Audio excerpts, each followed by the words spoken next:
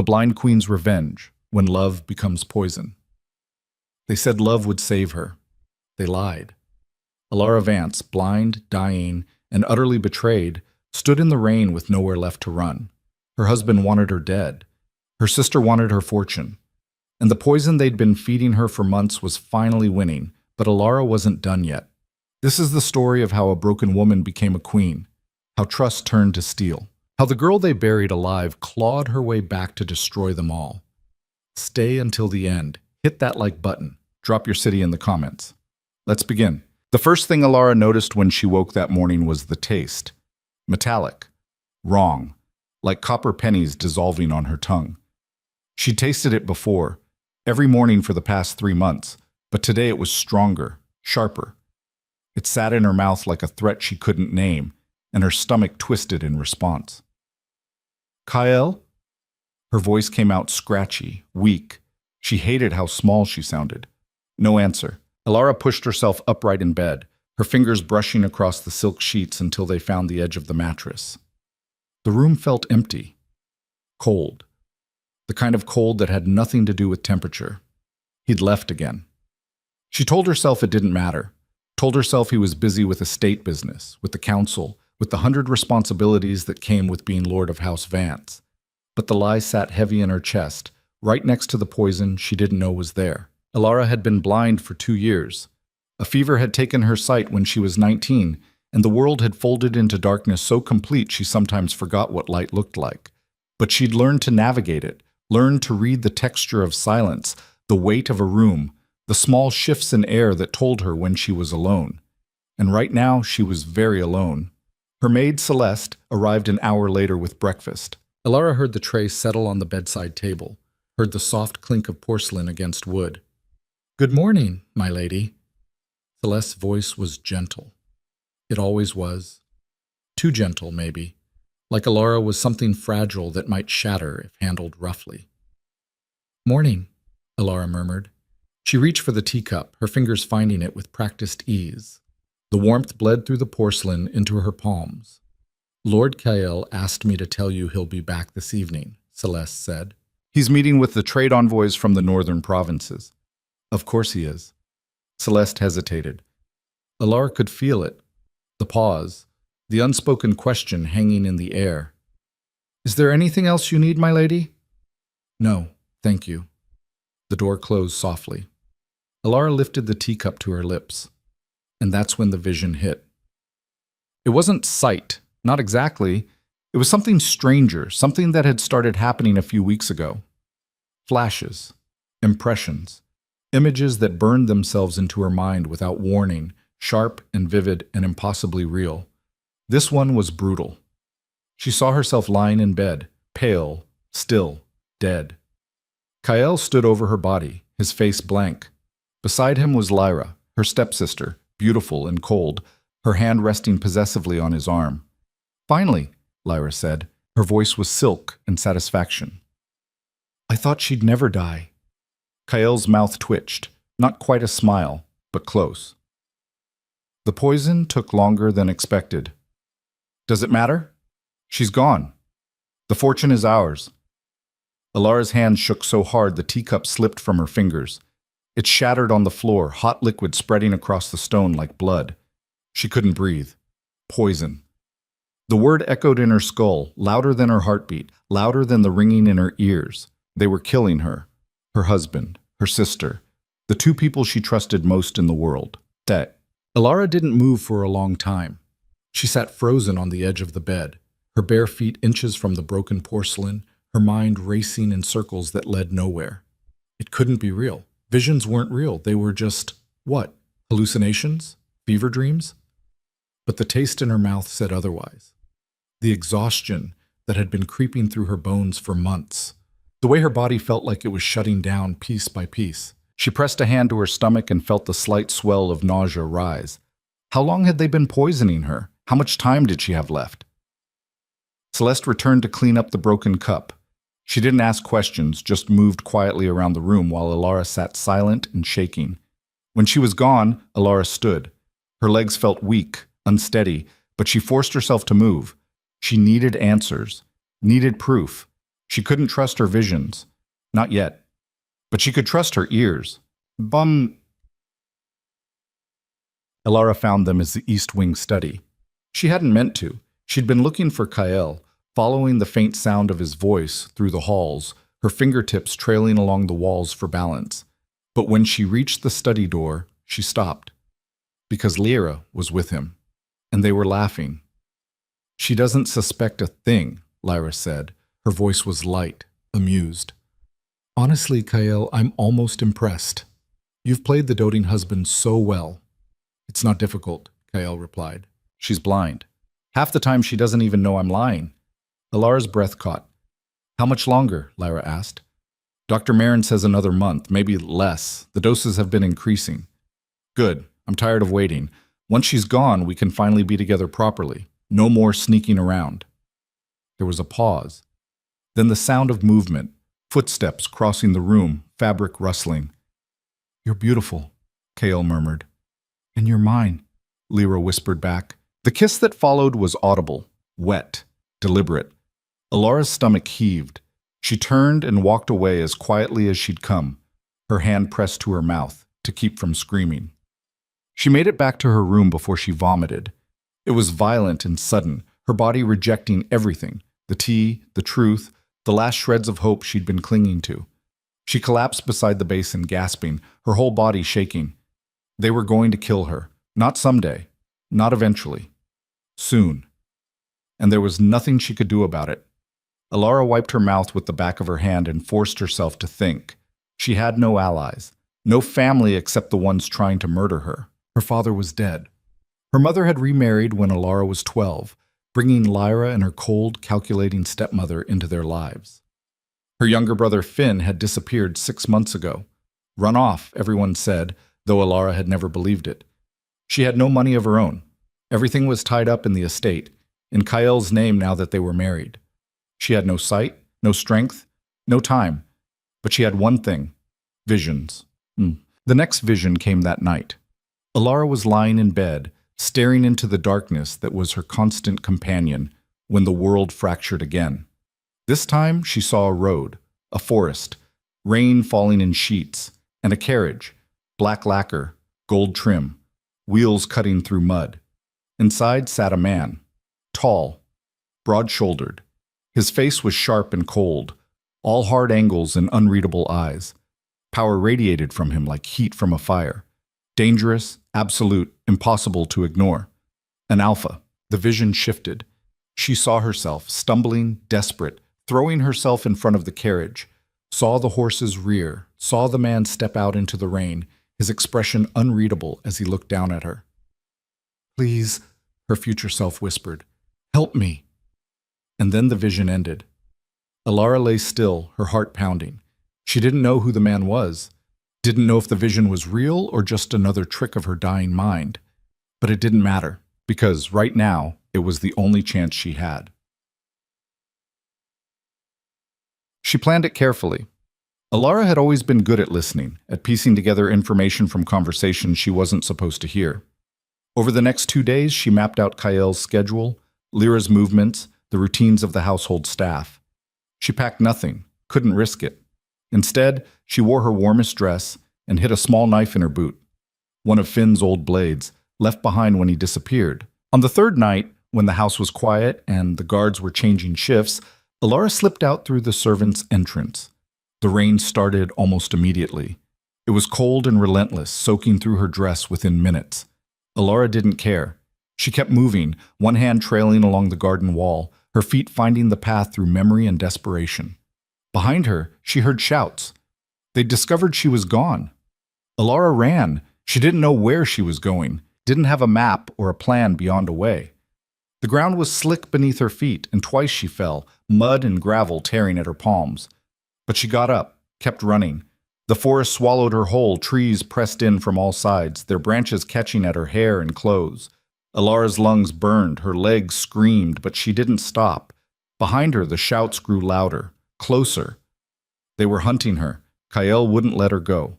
Not alive, not with what she knew. Elara's foot caught on a root, and she went down hard, her head cracking against something solid. Pain exploded through her skull, white-hot and blinding. She lay there in the mud, gasping, the world spinning even though she couldn't see it. And then she heard it. Hooves, wheels, a carriage. Alara dragged herself to her feet and stumbled forward, her hands outstretched. She didn't know if this was the vision or just blind luck, didn't know if she was about to be saved or crushed. She threw herself into the road. The horses screamed. The carriage lurched to a stop, wheels skidding in the mud. Alara collapsed. Footsteps approached. Slow, deliberate. A voice cut through the rain, deep, cold, and absolutely in control. "What the hell do you think you're doing?" Alara looked up, even though she couldn't see him. Rain streamed down her face, mixing with blood from the cut on her temple. "Please," she whispered, "they're going to kill me." Silence. "Then, who are you?" "Alara Vance. I'm the daughter of House Vance. My husband and my sister are trying to murder me. I have nowhere else to go." Another pause, longer this time. "Get in," the man said finally. Strong hands gripped her arms and hauled her to her feet. Alara stumbled forward, was half lifted into the carriage. The door slammed shut behind her. The interior was warm and dry and smelled faintly of leather and smoke. Alara sagged against the seat, her whole body shaking. Across from her, the man spoke again. "I'm Darius Wolfe, Alpha King of the Northern Territories." His voice was flat, uninflected.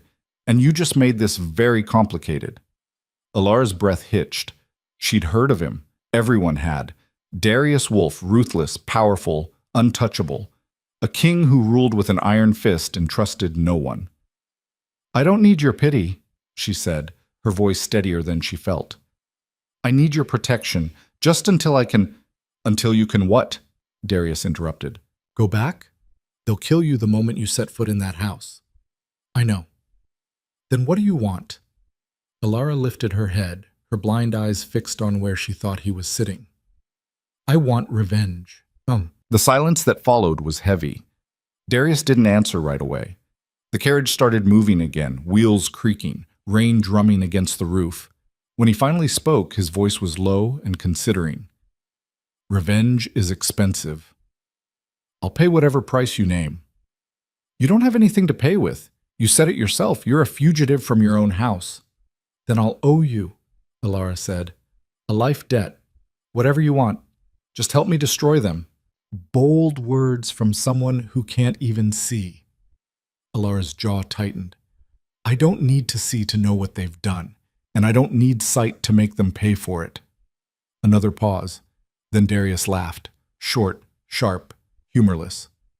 "You've got fire," he said. "I'll give you that." "Is that a yes?" "It's a maybe. Tell me everything. Start from the beginning. And don't lie to me, Alara Vance. I'll know." So she did. She told him about the poison, the visions, the overheard conversation, the months of weakness and pain she'd attributed to illness, never suspecting the people she loved were the ones killing her. Darius listened without interrupting. When she finished, the carriage had gone quiet except for the rain. "Your visions," he said finally. "How reliable are they?" "I don't know. They started a few weeks ago, but everything I've seen so far has come true." "Show me." "What?" "You said you saw me in a vision. What did you see?" Alara hesitated. Then, "You. This carriage. Me throwing myself in front of it. You asking who I was." "And what happens next?" "I don't know. The vision ended." Darius made a thoughtful sound. "Convenient." "I'm not lying." "I didn't say you were." He shifted in his seat. "Here's my offer. You stay with me, under my protection. In exchange, you tell me everything your visions show you. If they're useful, if they prove to be real, I'll help you take down House Vance. And if they're not, then you're a mad woman I picked up in the rain and you'll be someone else's problem." It wasn't kind, wasn't comforting, but it was honest. Alara nodded. "Deal." "Good. Now sit back and rest. You look like death." She almost laughed, because that's exactly what she was supposed to be, dead. But instead she was here, alive, and burning with a purpose that felt sharper than any blade. Kyle and Lyra had made a mistake. They'd underestimated her, and Alara was going to make sure it was the last mistake they ever made. The journey to Darius's estate took 3 days. Alara spent most of it sleeping, or trying to. Her body was exhausted, wrung out from months of poison and the adrenaline crash of her escape. But every time she closed her eyes, she saw them. Kael's face, Lyra's smile, the way they'd laughed about her death like it was a joke. On the second day, the visions came back. This one was different, darker. She saw Finn, her younger brother, 16 and scared, locked in a cell somewhere cold and damp. His face was bruised, his wrists shackled. He was calling her name. Alara jerked awake, gasping. "What did you see?" Darius's voice cut through the darkness. She'd forgotten he was there. Forgotten she wasn't alone. "My brother," she said, her voice shaking. "Finn, he's alive. They have him locked up somewhere." "Who?" "I don't know, but he's in danger." Darius was quiet for a moment. "Your family told everyone he ran away." "They lied. He wouldn't just leave. Her throat tightened. "He was the only one who didn't treat me like I was broken." "Then we'll find him." Alara's head snapped toward him. "What?" "If your visions are real and your brother is alive, then finding him proves it. And if it proves your visions are real, then I have a very valuable asset on my hands." "I'm not an asset," Alara said sharply. "No," Darius agreed. "You're a weapon, and I'm very good at using weapons." Alara wanted to argue, wanted to tell him she wasn't anyone's tool, but the truth was she didn't care what he called her, as long as he helped her burn House Vance to the ground. They arrived at Darius's estate on the evening of the third day. Alara could feel the difference immediately. The air was colder here, sharper, and the sounds were different. No city noise, no chatter of servants, just wind and silence and the creak of heavy gates opening. "Welcome to Wolfspire," Darius said as the carriage stopped. A hand gripped her elbow, firm but not rough, and guided her out. Gravel crunched beneath her feet. The wind bit at her face. "This way," Alara followed, her fingers brushing against his arm for balance. She hated needing help, hated being led like a child, but she swallowed her pride and kept moving. Inside, the air was warmer. Alara heard the echo of their footsteps in what must have been a massive hall. "Marin!" Darius called. A woman's voice answered, crisp, professional. "Your Majesty." "This is Alara Vance. She's been poisoned. I need you to examine her and tell me how much damage has been done." "Of course." "This way, please." Alara was led to another room, smaller, quieter. She was guided to sit on what felt like an examination table, and gentle hands began checking her pulse, her temperature, the lymph nodes in her neck. "How long have you been experiencing symptoms?" Dr. Marin asked. 3 months, maybe longer." "And the poison?" "I don't know what it is. I've been getting weaker, tired, nauseous." Marin made a thoughtful sound. "I'll need to run tests, but if you've been ingesting poison for 3 months and you're still alive, either the doses were very small or you have an unusually strong constitution." "Or both," Darius said from somewhere near the door. "How long do I have?" Alara asked quietly. Marin hesitated. "I can't say for certain until I know what we're dealing with. But if you stop ingesting it now, your body should begin to recover, slowly." "Will I get my strength back?" "In time, yes." It wasn't a guarantee, but it was hope. And right now, hope was enough.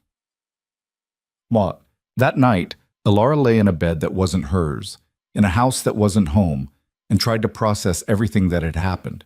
She'd escaped. She'd survived. She'd made a deal with a king, and tomorrow the real work would begin. Because Alara wasn't just going to survive, she was going to make them pay. All of them.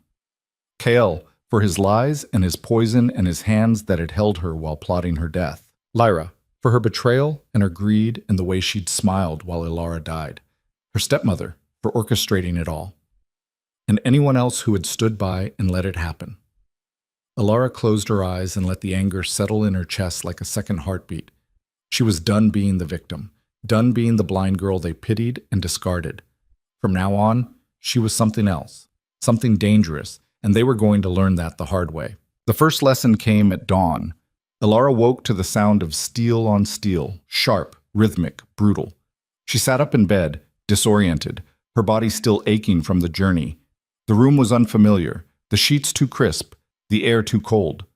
For a moment she forgot where she was. Then it all came rushing back. She dressed herself slowly, fingers fumbling over buttons and laces. No maid appeared to help. At Wolfspire, it seemed, she was expected to manage on her own. Good. She was done being pampered and poisoned in equal measure. Alara found her way to the door by memory and touch, then stepped into the hallway. The sounds of combat grew louder, voices shouting commands, feet pounding against stone, the unmistakable crack of wood on bone. She followed it. The training yard was massive. Alara could tell from the echo of sounds, the way noise bounced off distant walls. Cold air hit her face as she stepped outside, and somewhere to her left men were fighting. Again! Darius's voice cut through the chaos. You're slow, you're sloppy. If I wanted to watch children play, I'd visit a nursery. Someone grunted in response, pain or frustration, Alara couldn't tell. Faster! Your enemy won't wait for you to catch your breath. The crack of wood against wood echoed across the yard. Someone cursed. Lady Vance! Alara turned toward the voice. It was Marin, the doctor from last night. You shouldn't be out of bed yet, Marin said, though her tone wasn't unkind. Your body needs rest. My body's been resting for 3 months, Alara replied. I'm done with that. Marin made a thoughtful sound. Stubborn. That'll either save you or kill you. Probably both. A laugh, short and unexpected. Come on, let's get you fed before His Majesty decides you're fit for training. Training? You didn't think he'd let you sit idle, did you? Alara hadn't thought about it at all, but now that Marin mentioned it, the idea settled in her chest like a stone. Of course Darius wouldn't let her rest. He didn't deal in charity. Everything had a price.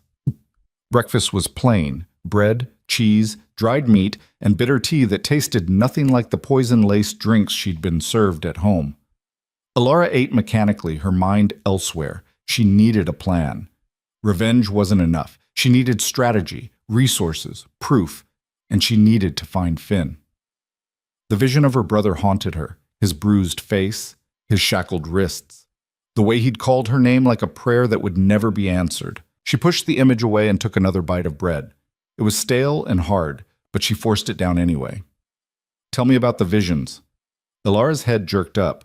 She hadn't heard Darius enter the room. I thought you were training your men, she said. I was. Now I'm here. He pulled out a chair and sat across from her. The wood groaned under his weight. The visions. How do they work? Alara set down her tea. I don't know. They just happen. I see things that haven't occurred yet. Sometimes they're clear. Sometimes they're fragments. Can you control them? No. Can you summon them? No. So they're useless. Alara's jaw tightened. They kept me alive. Barely. Darius leaned back in his chair, studying her with an intensity she could feel even without sight. If you want revenge, you need more than sporadic visions and blind luck. You need power, real power. And you're going to give that to me? I'm going to teach you how to take it. Alara frowned. What does that mean? It means starting today you train. You learn to fight, to move, to listen. You're blind, not helpless, but right now you're acting like both. The words stung. Alara wanted to argue, wanted to throw something at him. But he was right. She hated that he was right. Fine, she said through gritted teeth. When do we start? Now. Chamatzit. The first session was humiliating. Darius took her to a smaller courtyard, empty except for the two of them. No audience. No witnesses to her failure. Fight me, he said. Alara laughed. It came out bitter and sharp. You're joking. Do I sound like I'm joking? I'm blind. You can't see, Darius interrupted. That doesn't mean you can't fight. Now stop making excuses and try. Alara's hands curled into fist. She wanted to refuse, wanted to walk away. But where would she go? She lunged. It was clumsy and desperate, her arms swinging wildly at where she thought he was. Darius sidestepped easily, and Alara stumbled past him, nearly falling. Pathetic, he said. Alara spun around, fury rising in her chest. I can't see you. Then stop relying on sight. Use your ears, your instincts. I'm not silent. She tried again. This time she listened, heard the shift of his boots against stone, the faint rustle of fabric. She swung. Missed. Darius caught her wrist mid-strike and twisted. Pain shot up her arm and Alara gasped. Predictable, he said, releasing her. You're telegraphing every move. Anyone with eyes could read you. Then teach me, Alara snapped. I am teaching you. You're just not learning fast enough. He moved. She heard it, and something hard slammed into her shoulder. Alara staggered, her breath knocked loose. Again, Darius said. She came at him again and again and again. Each time he dodged or blocked or countered. Each time she ended up on the ground or gasping for air or nursing a new bruise. Her knees hit stone for the 5th time, and Alara stayed down, chest heaving. Get up, Darius said. I can't. You can. You're just choosing not to. I'm exhausted. You think Kyle will care if you're exhausted when he comes for you? Darius's voice was cold. You think your sister will show mercy because you're tired? Get up. Alara's hands balled into fists. She pushed herself to her feet, legs shaking. Good. Now hit me. She swung. He blocked. Harder. She swung again, missed again. You're holding back. Why? I'm not. You are. You're afraid of hurting yourself, afraid of failing. Stop being afraid and fight. Something in Alara snapped. She screamed, raw and furious, and threw herself at him. No technique, no strategy, just rage. Darius caught her easily, but this time he didn't throw her down. He held her there, her fist pounding uselessly against his chest. Better, he said quietly. That's the fire I need to see. Now learn to control it. By the time he finally called a halt, Alara was shaking with exhaustion and rage. You're weak, Darius said bluntly. The poison did more damage than Marin thought. It'll take months to rebuild your strength. I don't have months. Then you'd better work faster. Alara wanted to scream at him, wanted to tell him this was impossible, that he was asking too much. But instead she nodded. Because impossible or not, she didn't have a choice. The days blurred together after that. Every morning, Alara trained. Darius was relentless, pushing her past exhaustion, past pain, past the point where her body begged her to stop. He didn't coddle her, didn't offer encouragement. He just demanded more. And somehow, slowly, Alara began to improve. She learned to listen, not just to sound, but to the space between sounds. The way air moved when someone approached. The slight shift in temperature when a body was near. She learned to fall without breaking, to strike without hesitation. She learned to hurt people, and she learned to enjoy it. One morning, she actually landed a hit, her fist connecting with Darius's ribs. It wasn't hard enough to do real damage, but it was enough to make him grunt. Better, he said.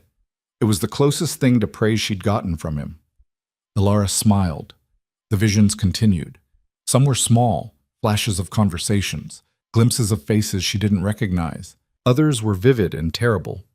One night she saw Kyle standing in her empty bedroom, his face twisted with fury. She's alive, he snarled. I know it. Lyra stood beside him, pale and worried. How? The hunters said, I don't care what they said. She's out there, and when I find her, I'll finish this myself. What if she went to the authorities? What if she tells them about... She has no proof, Kyle interrupted. No one will believe a blind woman over me. She's not stupid, Kale. If she escaped, she had help. Then we find out who helped her, and we kill them too. Alara woke gasping, her heart pounding. Kale was looking for her. Of course he was. Tell me. She turned toward Darius's voice. He was sitting in the corner of her room, half hidden in shadow. How long have you been there? Alara demanded. Long enough. What did you see? She told him. When she finished, Darius was sentient for a long moment. He won't find you here, he said finally. Wolfspire is protected. Even if he knew where to look, he'd never make it past the gates. And if he does, then I'll kill him myself. It wasn't a boast, just a fact. Alara exhaled slowly. Why are you helping me? I told you, you're useful. That's not an answer. Darius stood, moving toward the door. Get some sleep, Alara. Tomorrow's going to be worse. He left before she could argue. 2 weeks into her training, the vision of Finn came back. This time, it was clearer. Alara saw the cell, stone walls slick with damp, iron bars rusted and old. Finn was thinner than before, his face gaunt, his eyes hollow. He was whispering something over and over. "Alara, please, Alara!" She saw a guard walk past, saw the emblem on his uniform, a serpent coiled around a rose. House Vance. They were keeping him in the family dungeons. The vision shifted. She saw her stepmother, cold and elegant, standing in the corridor outside Finn's cell. "Let him rot," the woman said. "He served his purpose." "And if Alara comes for him," a guard asked, "then we'll have her exactly where we want her." The vision ended. Alara woke with tears streaming down her face. "I know where he is," she told Darius at breakfast. He set down his cup. "Where?" "The dungeon's beneath House Vance. There's a guard, tall, scarred face, serpent emblem on his chest." "Oh, that's half the guards in your family's employ." "Then we narrow it down." Alara leaned forward. "You said if my visions proved useful, you'd help me. This is useful. My brother is alive, and they're torturing him." Darius studied her for a long moment. "Rescuing him means going back into enemy territory, with no guarantee we'll succeed." "I know. It's a trap waiting to happen. I know. And you still want to do this?" "He's my brother," Alara said quietly. "He's the only family I have left who didn't try to kill me. So yes, I still want to do this." Darius exhaled slowly. "Then we do it smart. No charging in blind, no pun intended. We plan, we prepare, and we hit them when they least expect it." Alara nodded, relief flooding through her. "Thank you." "Don't thank me yet," Darius said. "This is going to get ugly." Chat. Planning the rescue took another week. Darius brought in maps of House Vance, detailed layouts of the estate, the dungeons, the guard rotations. Alara didn't ask how he'd obtained them. She didn't care. She studied them by touch, her fingers tracing the raised lines and textures Marin had added to help her navigate. "The dungeons are here," Darius said, guiding her hand to a specific section. 3 levels. If your vision is accurate, your brother's on the lowest one. "How do we get in?" "There's a service entrance on the east side, used by suppliers and servants. It's less guarded, but still risky." "What about the guards?" "We go at night, minimal staff. I'll bring 3 men, enough to handle trouble, not enough to draw attention." Alara shook her head. "I'm coming with you." "No." "He's my brother." "And you're still recovering from being poisoned," Darius interrupted. "You're not ready for a fight." "I don't need to fight. I need to find him. And I'm the only one who knows what he looks like." Darius was silent. "You need me," Alara pressed. "Admit it." "I need you alive," he said finally. "If you come and something goes wrong, then I die, just like I would have if you'd left me in that road." Darius exhaled sharply. "You're infuriating." "So I've been told." Another pause. Then, "Fine. But you follow my orders. No heroics, no improvisation. Understood?" "Understood." Liar, Alara thought, but she kept her mouth shut. They left under cover of darkness. Alara rode in a plain carriage with Darius and his men, 3 soldiers whose names she didn't bother learning. She could feel their skepticism radiating off them in waves. "She's going to get us killed," one of them muttered. "Quiet," Darius said. "With respect, Your Majesty, bringing a blind woman on a rescue mission is—" "I said quiet." Darius's voice dropped to something dangerous. "Or I'll give you something real to complain about." The soldier fell silent. Alara sat rigid in her seat, hands clenched in her lap. She wanted to defend herself, wanted to prove she wasn't a liability. But actions would speak louder than words. The journey took hours. When they finally stopped, Alara could smell it, the familiar scent of the Vance estate. Roses and wood smoke and expensive perfume. It made her stomach turn. "We move fast," Darius said. "Alara stays between me and Garrett. No one engages unless necessary." The men murmured agreement. Alara's heart was pounding so hard she thought it might break through her ribs. They moved through the dark like ghosts. Alara clung to Garrett's arm, letting him guide her while she focused on listening. Every sound felt amplified.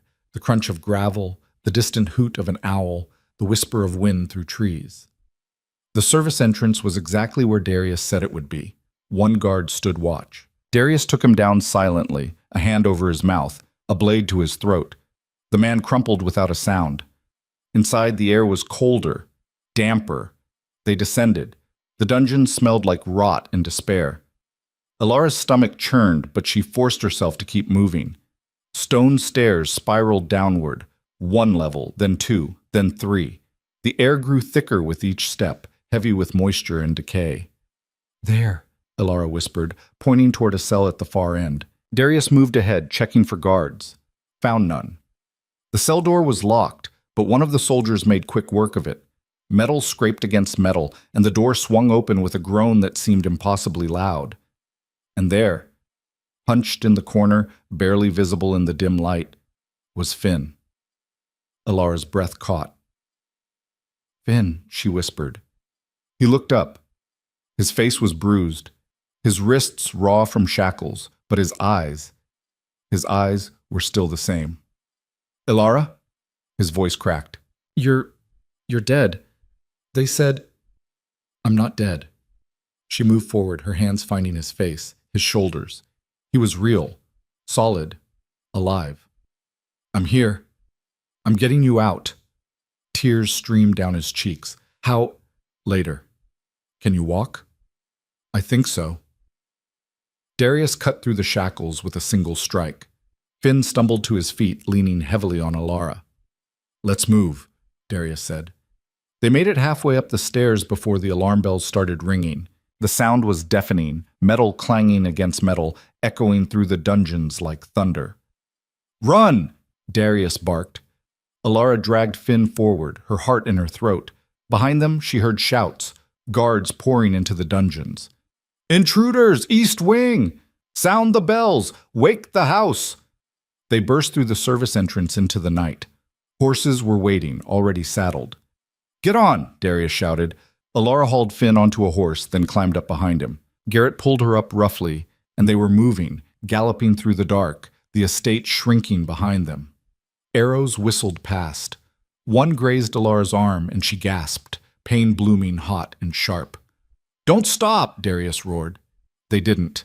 They rode until the estate was nothing but a distant glow on the horizon, until the only sound was hooves and heavy breathing. When they finally slowed, Alara was shaking so hard she could barely hold on. But Finn was alive. They'd done it. Autokos, Ota. Back at Wolfspire, Marin took one look at Finn and immediately ushered him to the infirmary. Alara wanted to follow, but Darius caught her arm. "Not yet. Let Marin work. He's my brother, and he'll still be your brother in an hour. Right now you need to tell me what the hell just happened." Alara frowned. "What do you mean?" "The alarm," Darius said. "It went off too fast. We were careful. No one should have known we were there." "Maybe a guard saw us." "Maybe." But Darius didn't sound convinced. He released her arm and walked away, leaving Alara standing alone in the dark. A chill ran down her spine. Someone had known they were coming, which meant someone at Wolfspire had talked. The next morning, Finn was awake. Alara sat beside his bed, her hand gripping his. "I thought you were dead," he said quietly. "They told me you were dead." "Who told you?" "Stepmother, Lyra, Kyle, all of them." His voice shook. "They locked me down there and said if I ever tried to escape, they'd kill you, so I stayed. I stayed because I thought, it's okay," Alara whispered. "You're safe now." "Am I?" Finn's hand tightened around hers. "Alara, they're not going to stop. Kyle won't stop. Not until you're..." "I know." Alara's voice hardened. "That's why I'm going to destroy him first." Finn was quiet for a long moment. Then, "How?" "I don't know yet, but I'll figure it out." "You're different," Finn said. "You sound angrier." "I am angrier." "Good. You should be." Alara smiled faintly. It felt strange on her face, like a muscle she'd forgotten how to use. "Tell me what happened," she said. "Why did they lock you up?" Finn exhaled slowly. "I overheard them, stepmother and KL. They were talking about the poison, about how long it would take to kill you. I confronted them, told them I'd go to the authorities. And? Kael laughed, said no one would believe a 16-year-old boy over a noble lord. Then stepmother had me arrested, told everyone I'd stolen from the family coffers and run away in shame. Rage burned hot in Alara's chest. How long were you down there? 6 months. Maybe more. I lost track. 6 months. While Alara had been dying slowly upstairs, her brother had been rotting in a cell below. I'm going to make them pay, Alara said quietly. All of them. I'll help you, Finn said. Whatever you need. Right now, I need you to rest. Get your strength back. And then? Then we burn House Vance to the ground. That night, another vision came. This one was the worst yet. Alara saw herself standing in a great hall surrounded by nobles and courtiers. Kael was there, his face twisted with rage. Lyra stood beside him, pale and trembling, and on the floor between them lay a body. Darius. Blood pooled beneath him, dark and spreading. His eyes were open but empty. Alara screamed, tried to run to him, but her legs wouldn't move. Kael smiled. Did you really think you could win? The vision shattered. Alara woke gasping, her whole body drenched in sweat. She found Darius in his study, poring over maps by candlelight. I saw you die, she said without preamble. Darius looked up. When? I don't know. Soon. Kael was there, and Lyra, and... Her voice broke. There was so much blood. Darius set down his quill. How did it happen? I don't know. The vision ended before... Then we prepare for every possibility. He stood, moving toward her. Your visions aren't prophecies, Alara. They're warnings, and warnings can be heeded. What if we can't stop it? Then we make sure I take him down with me. It wasn't comforting, but it was something. Alara nodded slowly. There's a traitor. Someone told them we were coming for Finn. I know. Do you know who? Not yet, but I will. His voice was cold, final. Whoever the traitor was, they were already dead. They just didn't know it yet. The breakthrough came 3 days later. One of Darius's soldiers, a man named Corvin, was found dead in his quarters, poisoned. On his desk was a letter, half-written, addressed to House Vance. Darius burned it without reading the rest. There may be others, he said to Alara that night. I'm tightening security. No one comes in or out without my knowledge. Do you trust anyone? No. Alara almost laughed. Not even me. Darius turned to look at her. In the firelight, his face was all sharp angles and shadow. You're the only one I trust, he said quietly, because you have everything to lose.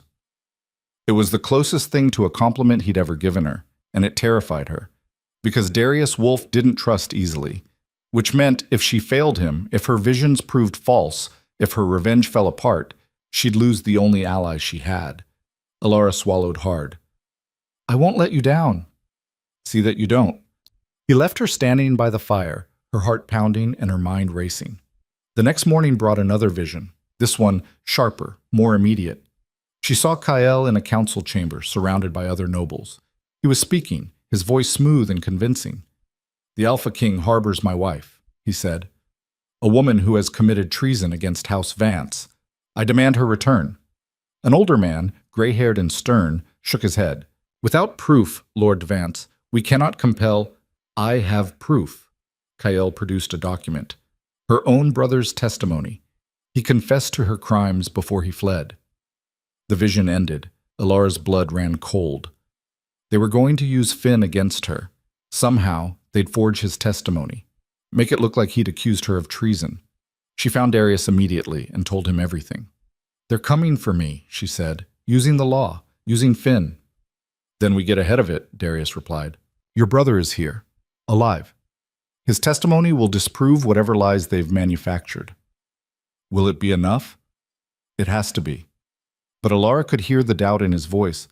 The war with House Vance had begun, and blood was coming. The summons arrived 5 days later. A royal courier delivered it at dawn, sealed with the emperor's crest, heavy parchment that crackled when Darius unfolded it. Alara sat across from him in the study, listening to the silence that followed. What does it say? She asked finally. We're being summoned to the imperial court. 2 weeks from now. Darius's voice was flat. House Vance has filed a formal petition. They're accusing you of theft, conspiracy, and attempted murder of your husband. Alara's hands clenched in her lap. Attempted murder? Apparently you poisoned Kyle's wine before you fled. He's claiming he barely survived. The audacity of it stole her breath. That's a lie. Of course it's a lie. But lies presented well enough become truth. Darius set the summons down. They're also demanding Finn's extradition, claiming he's a fugitive who stole from the family coffers. We have Finn. He can testify. He can try. But he's 16, traumatized, and has no proof beyond his word. Kale is a respected noble with physicians willing to swear they treated him for poisoning. Who do you think the court will believe? Alara's stomach twisted. So we're already dead. Not dead, just outmaneuvered. Darius stood, pacing to the window. They're forcing us into the open, making us play on their ground. Then we don't go. If we don't go, the Emperor issues a warrant. I'd be harboring a known criminal. It would give them legal grounds to move against Wolfspire. So we're trapped. We're cornered, Darius corrected. There's a difference. Alara heard the edge in his voice. Not defeat, but calculation. He was already thinking 3 moves ahead. What do we do? She asked. We go. But we don't go defenseless. He turned back toward her. Your visions. Can you control them at all? Force them to show you something specific? I've tried. They come when they want to. Try harder. We need to know what Kyle's planning, what proof he thinks he has, every advantage he's holding. And if I can't, then we walk into that court blind. Again, no pun intended, and hope we're faster on our feet than they are. It wasn't a plan. It was barely even hope, but it was all they had. Alara spent the next 3 days trying to summon visions. She pushed herself past exhaustion, meditating, focusing, willing the images to come. Marin gave her herbs that were supposed to enhance perception. Darius had her spar until she collapsed, thinking pain might trigger something. Nothing worked. The visions came on their own schedule, as capricious and unreliable as ever. On the 4th night, Alara gave up. She sat in her room, head in her hands, frustration burning through her like fever. A knock at the door. Come in, she said tiredly. Footsteps. Too light to be Darius. Too hesitant to be Marin. Alara? Finn? She lifted her head. You should be resting. I've been resting for 6 months. He sat down beside her. You look terrible. Thank you. I'm serious. When's the last time you slept? Alara didn't answer, couldn't remember. Finn was quiet for a moment. Then, they're going to use me against you, aren't they? We won't let them. How? I was locked in a dungeon for half a year. I don't have proof of anything except that I'm exactly what they say I am, a runaway who got caught. You didn't run away. You were imprisoned. Can we prove that? Alara's silence was answer enough. Finn exhaled slowly. I'm sorry. This is my fault. If I hadn't confronted them, don't. Alara's voice was sharp. Don't apologize for trying to save my life. You're the only one who did. And now we're both going to die for it. We're not going to die. You don't know that. No, Alara admitted. But I'm going to fight like hell to make sure we don't. Finn leaned against her shoulder. He felt thinner than she remembered. Frailer.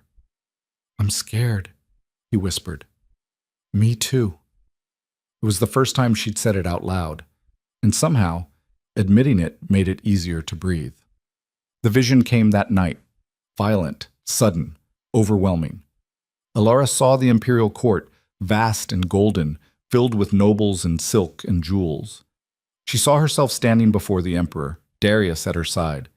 Kael was there. Lyra, her stepmother, and someone else. A woman Alara didn't recognize, tall, elegant, with silver hair and cold eyes.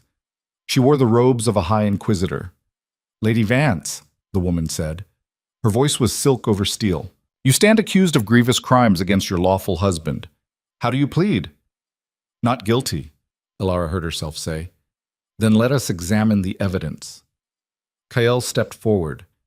Your Eminence, I present testimony from my household physician. He will confirm that my wife administered poison to me on 3 separate occasions. A man in healer's robes approached. Alara recognized his voice. Dr. Halverson, the family physician who'd treated her supposed illness for months. The same man who'd probably been helping them poison her. I treated Lord Vance for acute toxin exposure, Halverson said smoothly. The symptoms were consistent with nightshade poisoning. When I questioned him, he revealed his wife had been acting strangely, paranoid, delusional. I believe she was suffering from a mental affliction. Lies. All lies. But presented so smoothly, so convincingly. The vision shifted. The Inquisitor turned to Finn. And you, boy, what do you know of your sister's crimes? Finn's face was pale, terrified. I don't speak truthfully. You were imprisoned for theft, were you not? No, they locked me up because because you knew your sister was plotting against her husband? The Inquisitor's voice was gentle, coaxing. It's all right. You can tell the truth now. You're safe. That's not... But the vision was already shifting again. This time Alara saw Darius standing rigid, his jaw clenched. You would accuse a member of the imperial nobility based on the testimony of a disgraced physician and a traumatized child? He said coldly. I accuse her based on evidence, Kael replied. Evidence I'm prepared to present. He produced a letter. Alara's stomach dropped. She recognized the handwriting, her own. This letter, Kael said, was written by my wife 3 months ago. In it, she confesses her intent to poison me and take control of House Vance. Let me see that, Darius demanded. But the Inquisitor was already reading it aloud, and the words sounded exactly like something Alara might write, except she'd never written them. The vision ended. Alara jerked awake, gasping. Forged evidence. They had forged evidence in her own handwriting. She found Darius immediately and told him everything. A letter, he said quietly. In your handwriting. I never wrote it, I swear. I believe you, but proving it's forged will be nearly impossible, especially if they have a handwriting expert willing to testify it's genuine. Then what do we do? Darius was silent for a long moment. We attack from a different angle. If we can prove Kael was the one poisoning you, if we can get evidence of his conspiracy with Lyra and your stepmother, it discredits everything he's claiming. How do we get that evidence? We go back to House Vance. Alara's blood ran cold. That's suicide. Maybe, but it's the only move they won't expect. Darius leaned forward. They think we're cornered. Think we'll show up at court and try to argue our way out. They're not prepared for us to go on the offensive. You want to break into their estate again? No, I want to walk in the front door. Alara stared at him. You've lost your mind. Probably, but think about it. Kael believes you're hiding, believes you're weak and scared. What if you show up at his door, bold, alive, and demanding answers? It'll shake him, make him sloppy. Or he'll kill me on sight. Not if you're under my protection. Not if I'm standing right beside you. You're betting everything on him being too proud to murder me in front of witnesses. I'm betting on him being too arrogant to see the trap until it's sprung. It was insane, reckless, exactly the kind of bold, impossible move that might actually work. When do we leave? Alara asked. Darius smiled, sharp and dangerous. Tomorrow night. But they rode to House Vance with an escort of 20 soldiers, not an army, but enough to make a statement. Alara wore a dress Marin had chosen, deep crimson, elegant, nothing like the plain clothes she'd fled in. Her hair was pinned up, her face was clean. She looked like nobility, like someone who belonged. Remember, Darius said as they approached the gates, you're not here to beg. You're here to accuse. Make him defend himself. And if he doesn't take the bait, he will. Men like Kael can't resist defending their honor. The gates of House Vance loomed ahead, tall and familiar and suffocating. Alara's heart was pounding so hard she thought it might burst. Guards stopped them at the entrance. State your business, one demanded. Tell Lord Kael that his wife has come home, Darius said, and that the Alpha King demands an audience. The guard hesitated, then disappeared inside. Minutes crawled past.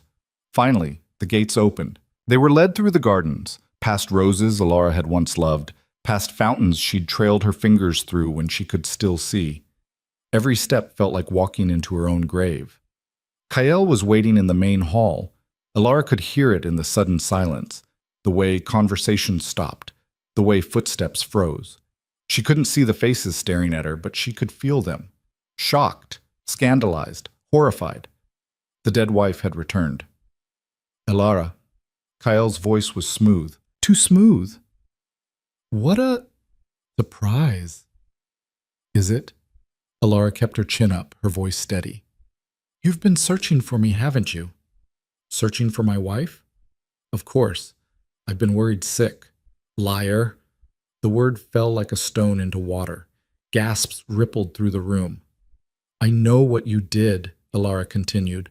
I know about the poison, about Lyra, about Finn locked in your dungeons for months. You're unwell, Kael said, his voice taking on a patronizing edge. Doctor, Halverson warned me you were suffering delusions. The only delusion was thinking you ever loved me. Alara, please, you're embarrassing yourself. Am I? She took a step forward. Or am I embarrassing you? Darius's hand touched her elbow, a warning. Don't push too hard, not yet. But Alara was done being careful. You tried to kill me, she said clearly. You and Lyra poisoned me for months. And when that wasn't fast enough, you planned to finish me off and take my inheritance. These are serious accusations, Kael said. His voice was still calm, but Alara could hear the tension underneath. Do you have proof? I have my brother, alive, despite your claims that he ran away. Your brother is a thief. My brother is a witness, and he's going to tell the Imperial Court exactly what you did. Finally, she heard it. The crack in Kael's composure. You don't know what you're doing, he said quietly. Don't I? You think the Alpha King will protect you forever? You think anyone will believe a blind woman over me? I think they'll believe evidence, Darius cut in, which is why we're here to collect it. Kael laughed. You have no authority here. Actually, I do. As an Alpha King summoned to Imperial Court, I have the right to investigate crimes that fall under my jurisdiction. Your wife is currently under my protection, which makes her my jurisdiction. It was a legal stretch, barely within the bounds of Imperial law, but it was enough to make Kael hesitate. You can't just, I can, and I am. Now, we can do this cooperatively, or we can do this with Imperial guards. Your choice. The silence that followed was suffocating. Finally, Kael spoke. Fine. Search whatever you want. You won't find anything. Because he'd already hidden it, or destroyed it. Alara knew that, but she also knew something Kael didn't. She knew where to look. The vision had shown her, not clearly, not perfectly, but enough. A study on the 3rd floor. A locked drawer in Kael's desk. Papers hidden beneath a false bottom. Correspondence between Kael and Lyra. Records of poison purchases. Dr. Halverson's notes on dosages. Everything they needed. Darius's men searched the house methodically. Alara waited in the main hall, listening to doors open and close, to Kael's increasingly agitated pacing. This is a waste of time, he muttered. Then you have nothing to worry about, Alara replied. Footsteps on the stairs. Running. One of Darius's soldiers appeared. Your Majesty, we found something. Kael went very still. They brought the papers down, a stack of letters, receipts, physician's notes. Darius read through them quickly, his expression darkening. Well, he said quietly, this is damning. Those are forgeries, Kael said immediately. Are they?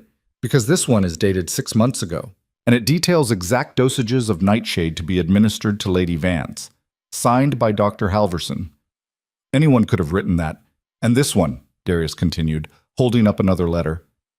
From Lyra to you, discussing how to dispose of Alara's body once the poison finished its work. The room had gone deathly silent. Alara's hands were shaking. She forced them still. Where's Lyra? She asked quietly. She's not here, Kael said. Where? I don't. Where's my sister? Alara's voice rose. A door opened somewhere above them. Footsteps. Then Lyra's voice, high and panicked. Kael, what's happening? Why are there soldiers? She stopped. Alara couldn't see her, but she could imagine it. Lyra frozen at the top of the stairs, staring down at the ghost she thought was dead. Hello, Lyra, Alara said softly. You're alive. Yes, disappointing, isn't it? This is a mistake, Lyra said quickly. Kael, tell them, shut up, Kael snapped. Too late. The panic in Lyra's voice had already sealed it. Darius folded the letters carefully. Lord Kael Vance, Lady Lyra Vance, you're both under arrest for attempted murder and conspiracy. You'll be held until the Imperial Court convenes. You can't arrest me, Kael snarled. I'm a noble, and I'm an Alpha King. Watch me. Guards moved forward. Kael lunged, not at them, but at Alara. Darius was faster. He stepped between them, his hand catching Kael's wrist mid-swing. The crack of bone was audible. Kael screamed. Touch her again, Darius said quietly, and I'll do worse than break your wrist. Alara stood frozen, her heart pounding. She'd done it. They'd actually done it. But the victory was short-lived, because that night, another vision came. Alara saw the Imperial Court again, saw herself standing before the Inquisitor, but this time there was someone else, her stepmother. The woman stood calm and composed, her hands folded elegantly. When she spoke, her voice was smooth as silk. Your Eminence, I'm afraid my daughter and son-in-law have been falsely accused. The evidence against them was planted by Lady Alara herself, with the help of the Alpha King. That's absurd, Darius said in the vision. Is it? Lady Alara has been living under your roof for weeks. She's had ample time to forge documents, to create false testimony. And you, Your Majesty, you have a vested interest in discrediting House Vance. We all know about the trade disputes between our houses. The Inquisitor's expression didn't change. Continue. I believe Lady Alara orchestrated this entire scheme. The alleged poisoning, her brother's supposed imprisonment, all of it designed to seize control of House Vance's assets with the Alpha King's help. And what proof do you have of this? The stepmother smiled. I have a witness, someone who saw Lady Alara and the Alpha King conspiring together, someone willing to testify under oath. A figure stepped forward, Dr. Marin. Alara's blood ran cold.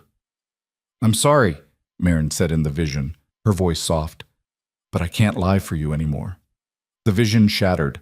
Alara woke gasping, her whole body shaking. Marin, the woman who'd saved her life, the woman she'd trusted, was going to betray her.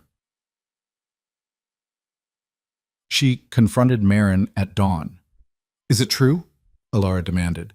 Are you working for them? Marin looked up from her workbench, startled. What are you talking about?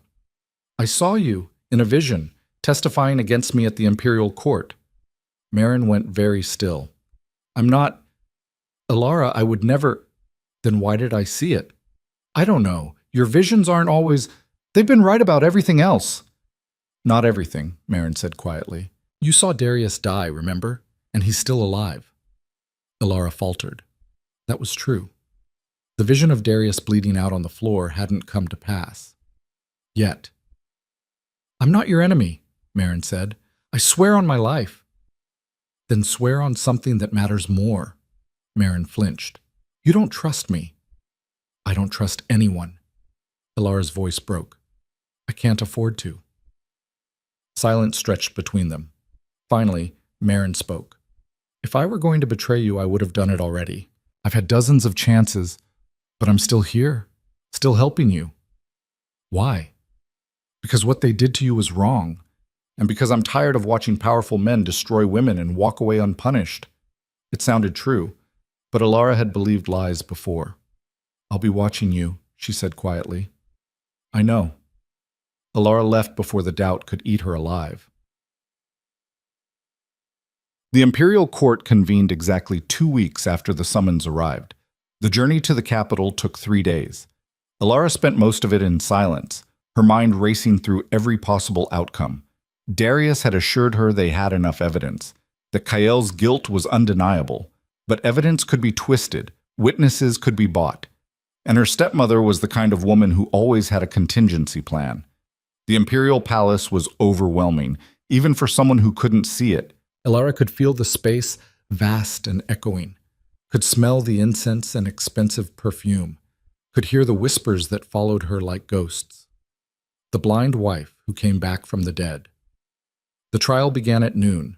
Elara stood before the emperor, an old man whose voice was surprisingly strong, and the High Inquisitor, the silver-haired woman from her vision. Kael and Lyra were there, flanked by guards. Her stepmother sat in the gallery, serene and untouchable.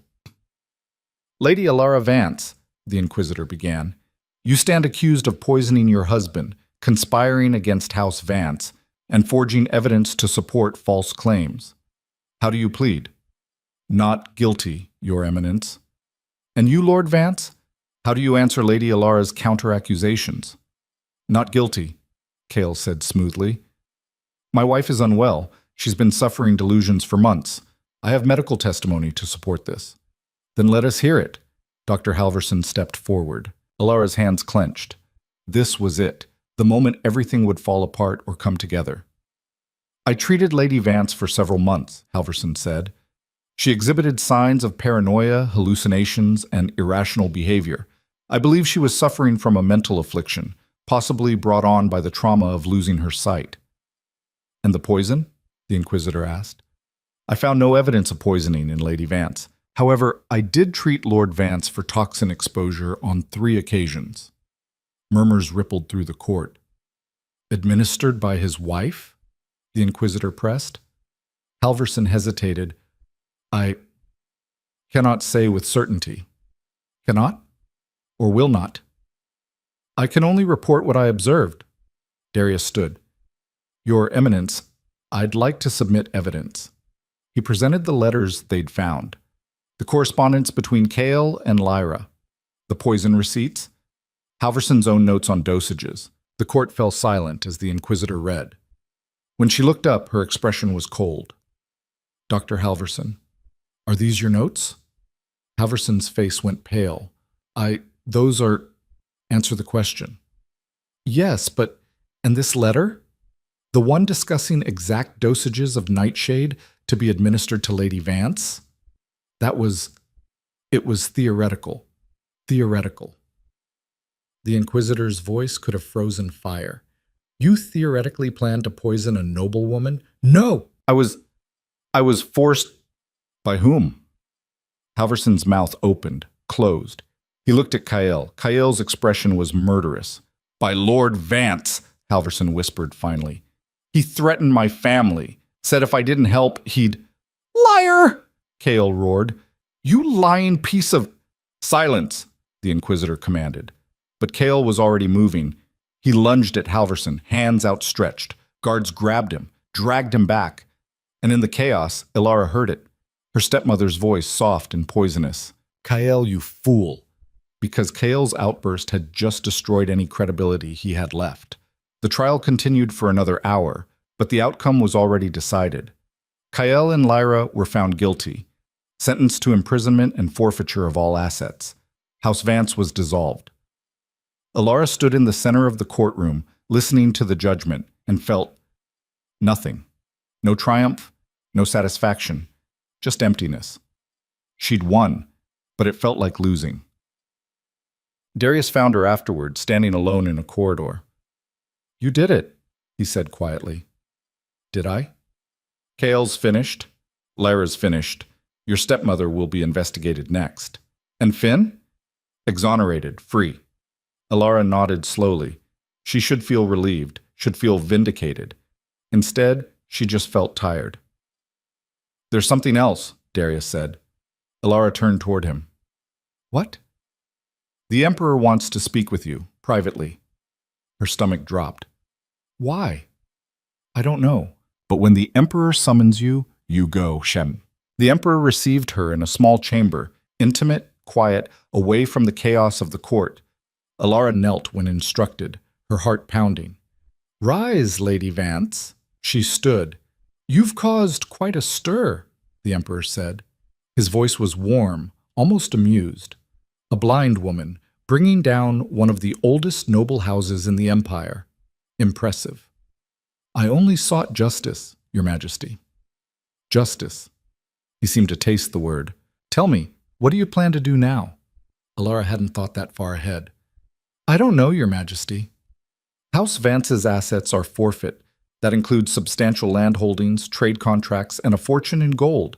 As the wronged party, you have a legal claim to all of it. Alara's breath caught. I don't want their money. Don't be foolish. Money is power, and you're going to need power for what comes next. What comes next? The Emperor was quiet for a moment. Then, the Alpha King has proposed a marriage contract between you and him. The world tilted. What? It's a sound political move. Unites his territory with your newly acquired holdings. Solidifies both your positions. Did Darius agree to this? He proposed it. Alara's mind was reeling. Why would he? You'd have to ask him, but I'll tell you this. I'm inclined to approve it, if you consent. And if I don't? Then you walk away with your fortune and your freedom. But you'll be alone, vulnerable. There are plenty of nobles who'll see you as an easy target. It wasn't a threat, just reality. Alara's hands were shaking. Marry Darius, the man who'd saved her, trained her, stood beside her through everything, the man she didn't trust, the man she couldn't afford to trust. I need time to think, she whispered. You have 3 days. Then I'll need your answer. Alara was dismissed. She walked out of that chamber in a daze, her mind spinning. And when she found Darius waiting in the hall, she didn't know whether to thank him or slap him. You proposed a marriage contract? She said quietly. Darius looked at her steadily. Yes. Without asking me first? Would you have agreed if I'd asked? No. Exactly. He stepped closer. Alara, whether you like it or not, you're a target now. Wealthy, alone, and blind. Every ambitious noble in the empire will be circling you within a month. So you're protecting me again. I'm offering you a partnership, one where we both benefit. That's not a marriage. That's a business arrangement. Most marriages are. Alara wanted to scream at him, wanted to tell him he had no right. But he did have a right, because without him, she'd be dead. I need time to think, she said finally. 3 days. I know. And if I say no? Darius was silent for a long moment. Then I respect your decision, and we part ways. Just like that? Just like that. He walked away, leaving Alara standing alone in the corridor. And for the first time since this nightmare began, she had no idea what to do next. Alara spent that first night alone, pacing her chambers until her feet ached. Marriage, to Darius. The idea felt impossible and inevitable at the same time, like standing at the edge of a cliff knowing the only way forward was to jump. She'd never wanted this. Never wanted to belong to anyone again after Kael. The thought of binding herself to another man, even one who'd saved her life, made her skin crawl. But Darius was right about one thing. Alone, she was vulnerable. Wealthy and blind and female in a world that saw all three as weaknesses to exploit. A knock interrupted her thoughts. Come in, she said tiredly. Footsteps. Light and familiar. Finn. Her brother crossed the room and sat beside her. You look like you haven't slept. I haven't. Because of the marriage proposal. Word traveled fast. You heard about that? Everyone's heard about that. The servants won't stop whispering. Finn paused. Are you going to say yes? I don't know. Do you trust him? Alara laughed bitterly. No, but I don't trust anyone. That's not true. You trust me. You're different. How? You never tried to use me. Finn was quiet for a moment. Darius could have left you in that road, could have turned you over to Kael a dozen times. He didn't. Because I'm useful to him. Maybe. Or maybe he actually gives a damn. Alara shook her head. Men like Darius don't give a damn about anyone except themselves. Men like Kael, you mean? The correction stung because it was accurate. She'd been so hurt by Kael's betrayal that she'd started seeing every man through that same poisoned lens. But Darius wasn't Kael. He was cold, calculating, and ruthless, but he'd never lied to her. Never pretended to be something he wasn't. That had to count for something. What do you think I should do? Alara asked quietly. Finn took her hand. I think you should do whatever makes you feel safest. And if that's saying no and walking away, then walk away. You've earned that right. And if I say yes, then you make sure it's on your terms, not his, not the Emperor's, yours. Alara squeezed his hand. When did you get so wise? 6 months in a dungeon gives you a lot of time to think. They sat together in silence until the candles burned low. And slowly, painfully, Alara began to see a path forward. Not the one she wanted, but the one she needed. She found Darius the next morning in the palace training yard. He was sparring with one of his soldiers, brutal, efficient movements that spoke of decades of practice. Alara listened to the rhythm of it, the clash of steel, the grunt of effort. When they finished, Darius dismissed the soldier and turned toward her. You've made a decision, he said.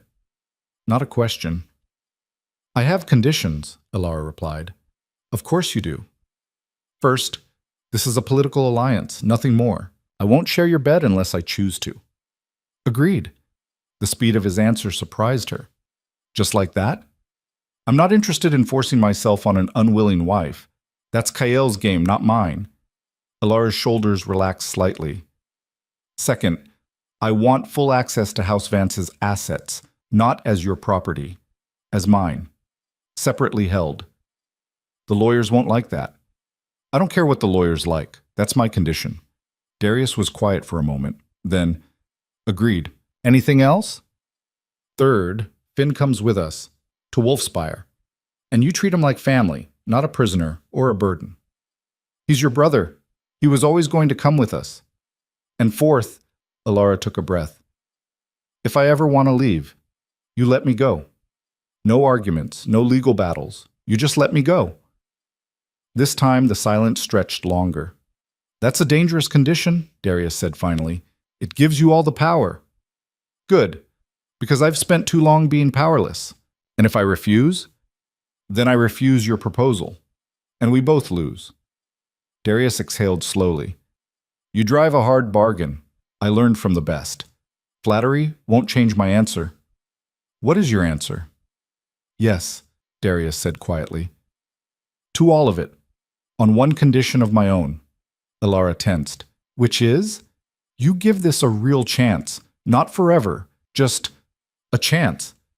Don't walk in already planning your exit. It was fair, more than fair, actually. All right, Alara said, I can do that. Then we have a deal. He held out his hand. Alara found it, her fingers closing around his. The handshake felt like a contract written in something more permanent than ink. I'll inform the Emperor, Darius said. Wait. Alara's grip tightened. There's something else. Something I need to know. What? Why did you propose this, really? Not the political reasons. The real reason. Darius was silent for so long, Alara thought he wouldn't answer. Then, because you're the first person in a decade who's looked at me and seen something other than a weapon or a crown, and I'm selfish enough to want to keep that. It wasn't a declaration of love, but it was honest, and honesty, Alara was learning, was rarer than love. Okay, she said quietly. Let's do this. The wedding took place 3 days later. It was a small ceremony, nothing like the grand spectacle Alara's first wedding had been. Just the Emperor, a handful of witnesses, and the priest who bound their hands with silk cord. Alara wore a simple dress. No veil, no flowers. She wasn't a bride. She was a woman making a calculated decision to survive. Darius's hand was steady in hers as they spoke the vows. His voice was calm, controlled. Everything Kael's had pretended to be and wasn't. When it was done, the Emperor smiled. Well then, I pronounce you husband and wife. Long may your alliance prosper. Alliance, not marriage. The Emperor understood exactly what this was. Afterward, there was a small reception. Nobles Alara didn't know offering congratulations she didn't want. She smiled and nodded and said all the right things while her mind was elsewhere. Finn stayed close, a solid presence at her elbow. You all right? He whispered. Ask me in a year. He laughed quietly.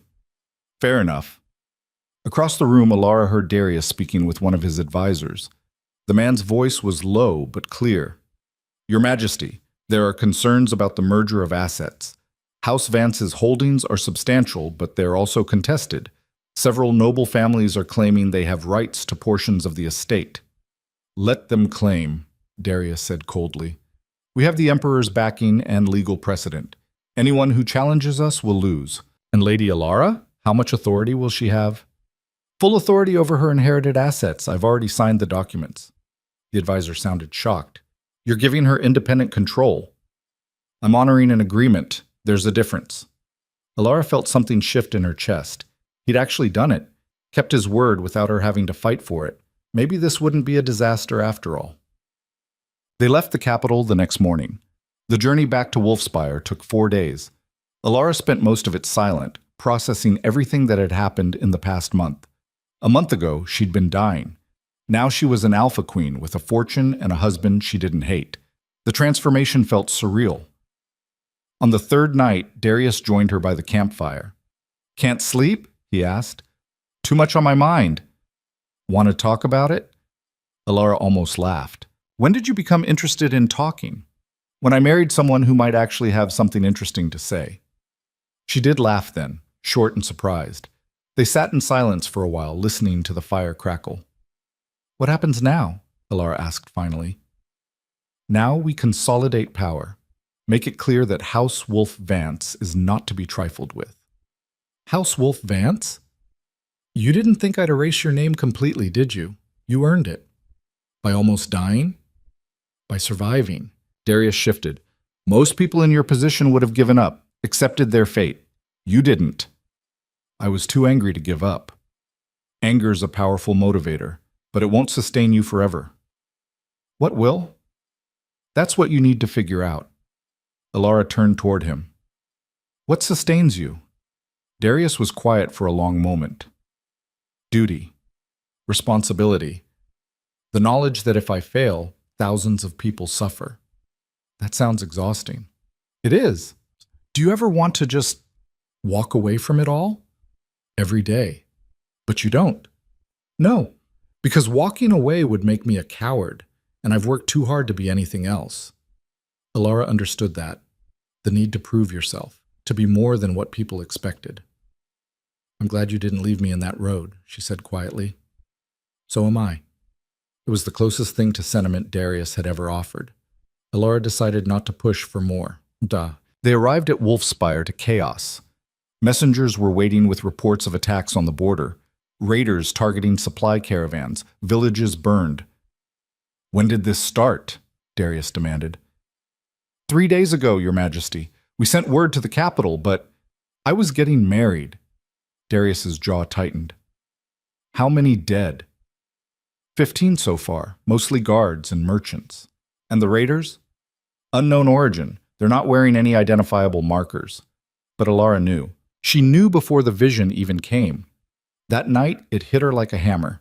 She saw her stepmother, still free, still untouchable, meeting with a scarred man in a dark room. Burn his holdings, the stepmother said. Make him regret taking everything from my family. And the girl? If she dies in the chaos, so be it. I'll mourn appropriately. The vision ended. Alara found Darius immediately.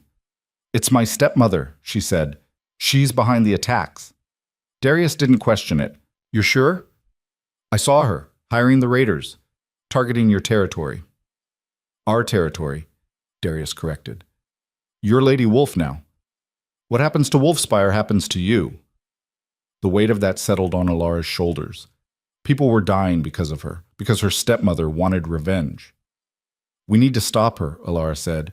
The Emperor cleared her of wrongdoing. We have no legal grounds to arrest her. Then we don't use legal grounds. We use mine. Darius looked at her sharply. What are you proposing? I'm proposing we beat her at her own game. She wants to destroy us quietly. We expose her publicly, show everyone exactly what kind of woman she is. How? Alara smiled, sharp and cold. Leave that to me. The plan took 2 weeks to arrange. Alara reached out to every contact she had, former servants from House Vance, merchants who'd done business with her stepmother, nobles who'd been burned by the woman's schemes.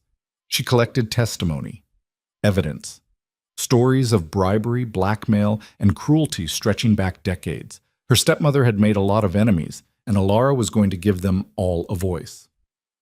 The imperial court reconvened for a special session. Alara stood before the same inquisitor who'd judged Kyle, her hand steady. "Your Eminence, I'm here to present new evidence regarding my stepmother, Lady Helena Vance, evidence of crimes that extend far beyond her daughter's conspiracy." The inquisitor's expression didn't change. "Proceed." Alara called her witnesses one by one. A merchant who testified that Helena had blackmailed him into selling underpriced goods to House Vance for years. A former servant who had been beaten for refusing to lie under oath.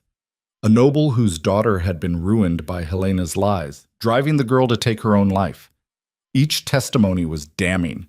Each one painted a picture of a woman who'd built her power on suffering. When the last witness finished, the court was silent. Helena sat in the gallery, her face a mask of composure. But Alara could hear it, the slight tremor in her breathing, the crack forming in her armor. "Lady Helena," the inquisitor said, "how do you answer these accusations?" Helena stood gracefully. "They're lies. Fabrications created by a vindictive stepdaughter who's never forgiven me for marrying her father. And the witnesses? Paid actors, or people with grudges. I'm not surprised Lady Alara found them. She's proven quite adept at manipulation."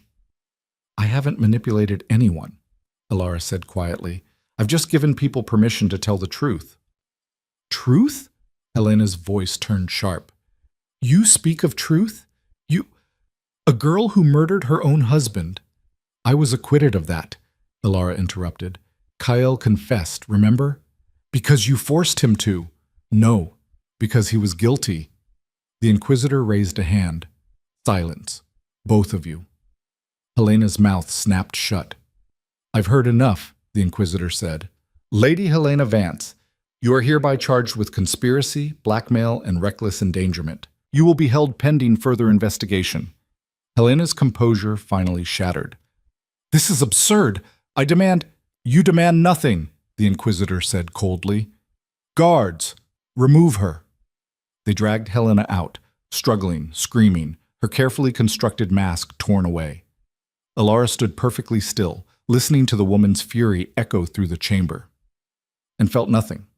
No triumph, no satisfaction, just the quiet certainty that justice, however imperfect, had finally been served. "Ishard saw it?" "Yes, sir." The attack stopped within days. With Helena imprisoned, the raiders lost their funding and scattered. Wolfspire's borders stabilized. Trade resumed. And slowly, cautiously, Alara began to breathe again. She was sitting in Darius's study one evening when he handed her a letter. "What is this?" she asked. "Read it." Alara ran her fingers over the raised seal. "Imperial crest." "I can't read it. It's not in Braille." "Right. Sorry." Darius cleared his throat. "It's from the Emperor. He's formally recognizing you as Lady Wolf and granting you a seat on the Northern Council." Alara's breath caught. "A council seat? You're a landowner now, a noble in your own right. You've earned it. But I'm blind? Yes, and brilliant. The Emperor's not stupid. He knows what you did, how you dismantled House Vance from the inside, how you exposed Helena. He wants that kind of strategic mind working for him." Alara's hands were shaking. "I don't know anything about politics." "You know how to survive. That's more than most politicians can say." "And if I refuse?" "Then you refuse. But I think you'd be good at this. Better than you realize." Alara was quiet for a long moment. A council seat. Power. Real power. Not borrowed. Not dependent on a husband or a family name. Hers. "I'll do it," she said finally. Darius smiled. She could hear it in his voice. "Good. Because I already accepted on your behalf." Alara threw a cushion at him. "You what?" "I had faith in you." "You're impossible." "So I've been told." But Alara was smiling too. For the first time in longer than she could remember, the future didn't feel like a trap. It felt like possibility. The first council meeting was brutal. Alara sat among men twice her age who clearly resented her presence. She couldn't see their faces, but she didn't need to. Their voices said everything, dismissive, condescending, annoyed. "Lady Wolf," one of them said, Lord Garrett, from his accent. While we appreciate your unique perspective, perhaps you should leave the more complex matters to those with experience. Complex matters like trade negotiations? Alara asked mildly. Or taxation policy? Both. I ran House Vance's accounts for 3 years before my husband tried to murder me. I think I can handle complex matters. Silence. Furthermore, Alara continued, I've been reviewing the Northern Territory's grain imports. We're overpaying by at least 30%. I've drafted a proposal to renegotiate our contracts with the southern provinces. She slid a stack of papers across the table, papers she'd had a scribe prepare based on her calculations. This is, Lord Garrett paused, actually quite thorough. I know. Another council member spoke up. And the border security concerns? How do you propose we address those? Increase patrols along the Eastern Pass, better fortifications at key choke points, and intelligence networks to identify threats before they materialize. I've outlined it all in Section 3. More silence. Finally, the council head, an older man named Lord Bram, spoke. Well, it seems Lady Wolf has done her homework. I always do, Alara said. She could feel the shift in the room, the grudging respect replacing dismissal. It wasn't acceptance, but it was a start. That night, Darius found her in the library. I heard you impressed the council today, he said. I survived the council today. There's a difference. You did more than survive. Lord Bram sent me a note. He said you're the sharpest mind they've had in years. Alara's cheeks flushed. He's exaggerating. He's not. And you know it. She did know it, but admitting it felt dangerous, like inviting the universe to take it all away again. Thank you, she said quietly, for pushing me into this. You would have gotten there on your own eventually. Maybe, but it helped having someone believe I could. Darius sat down beside her. I meant what I said. On our wedding day, you're the first person in a long time who's made me feel like something other than a title. What do I make you feel like? A person, a flawed, complicated person, instead of the alpha king who has to be perfect all the time. Alara understood that better than he knew. Can I ask you something? She said. Anything. The vision I had of you dying, it hasn't happened. No. Why do you think that is? Darius was quiet. Maybe because we changed something, made different choices. Or maybe it hasn't happened yet. Or maybe your visions show possibilities, not certainties, ways things could go if we're not careful. Alara wanted to believe that, wanted to believe she had more control than she'd thought. I'm scared, she admitted, that I'll lose this, that it'll all fall apart again. It might, Darius said honestly. Life doesn't come with guarantees, but we'll face it together. That's the deal we made. You make it sound simple. It is simple, not easy, but simple. Alara leaned against his shoulder. He stiffened for a moment, then relaxed. They sat like that for a long time. Two people who'd been broken, learning to be whole again. And for the first time since Kael had betrayed her, Alara felt something she'd thought was lost forever. Hope. 3 months later, Alara received word that her stepmother had been sentenced to life imprisonment. No execution, no dramatic end, just a quiet removal from the world she'd tried so hard to control. Alara felt nothing when she heard. No relief, no vindication. Helena was simply gone. Another ghost laid to rest. That same week, Finn was officially recognized as lord of a small estate Darius had purchased for him. A fresh start, a chance to build something that wasn't tainted by House Vance's legacy. I don't deserve this, Finn said when Alara told him. Yes, you do. You survived hell and came out still kind. That's worth rewarding. He hugged her tight. Thank you for everything. Thank you for not giving up on me. Never. And Alara believed him. The council meetings continued. Alara's proposals were slowly implemented. She learned to navigate the politics, to read the room without seeing it, to wield power like a scalpel instead of a hammer. She was good at it, better than anyone expected, including herself. One evening, as she walked through Wolfspire's gardens, Darius found her. The Emperor wants to meet with us, he said. Next month. He's calling a summit of all the regional leaders. What for? To discuss the future of the Empire, and apparently he wants you there. Me, specifically? You specifically. You've made an impression, Alara smiled. A good one, I hope. The best kind. The kind that makes people nervous. They walked in comfortable silence, the evening air cool against Ilara's skin. I've been thinking, Darius said eventually, about what you said, on our wedding night, about giving this a real chance. Ilara's heart skipped. And? I think I'm ready. If you are. She knew what he was asking, not for a political alliance, for something real. Ilara stopped walking, turned toward him. I'm ready, she said. Darius's hand found hers, warm, solid, real. And when he kissed her, gentle, asking permission, Ilara kissed him back. Not because she had to, because she wanted to. The broken girl who'd thrown herself in front of a carriage was gone. In her place stood a woman who'd learned to fight, to survive, to win. And the war wasn't over yet. But for the first time, Ilara knew she was strong enough to face whatever came next.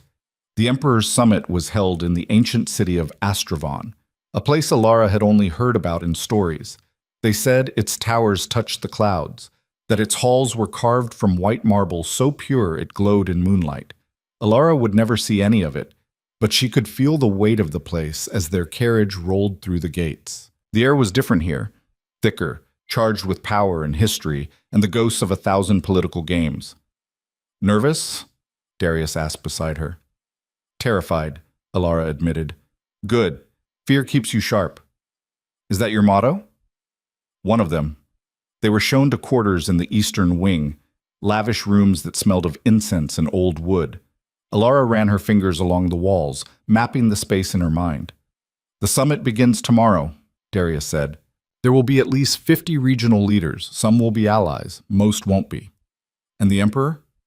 He'll be watching, evaluating, deciding who's useful and who's expendable. Comforting. I'm not here to comfort you. I'm here to prepare you. Ilara turned toward his voice. What if I fail? Then we both fail, together. Darius crossed to her, his hand finding her shoulder. But you won't fail. You're too stubborn for that. She wanted to believe him, wanted to feel the confidence he seemed to have in her, but doubt was a persistent whisper in her mind, reminding her of every mistake, every moment of weakness. Get some rest, Darius said. Tomorrow's going to be brutal. He wasn't wrong. None. The summit hall was enormous. Ilara could tell from the way sound echoed, from the countless footsteps and murmured conversations that filled the space. She sat beside Darius at a long table, her hands folded in her lap, her posture perfect. She'd learned to project confidence even when she felt none. The Emperor entered, and the room fell silent. Lords and ladies of the Empire, he began, his voice carrying effortlessly. We gather today to discuss the future. Our borders are stable, our economy is strong, but complacency breeds weakness. We must evolve or be consumed by those who will. Ilara listened carefully, parsing every word for hidden meaning. To that end, the Emperor continued, I've invited several new voices to this council, voices that represent change, innovation, and the courage to challenge tradition when tradition fails us. He paused. Lady Ilara Wolf, please stand. Ilara's heart stopped. Darius's hand brushed hers, a silent reassurance, and she pushed herself to her feet. Lady Wolf has accomplished something remarkable, the Emperor said.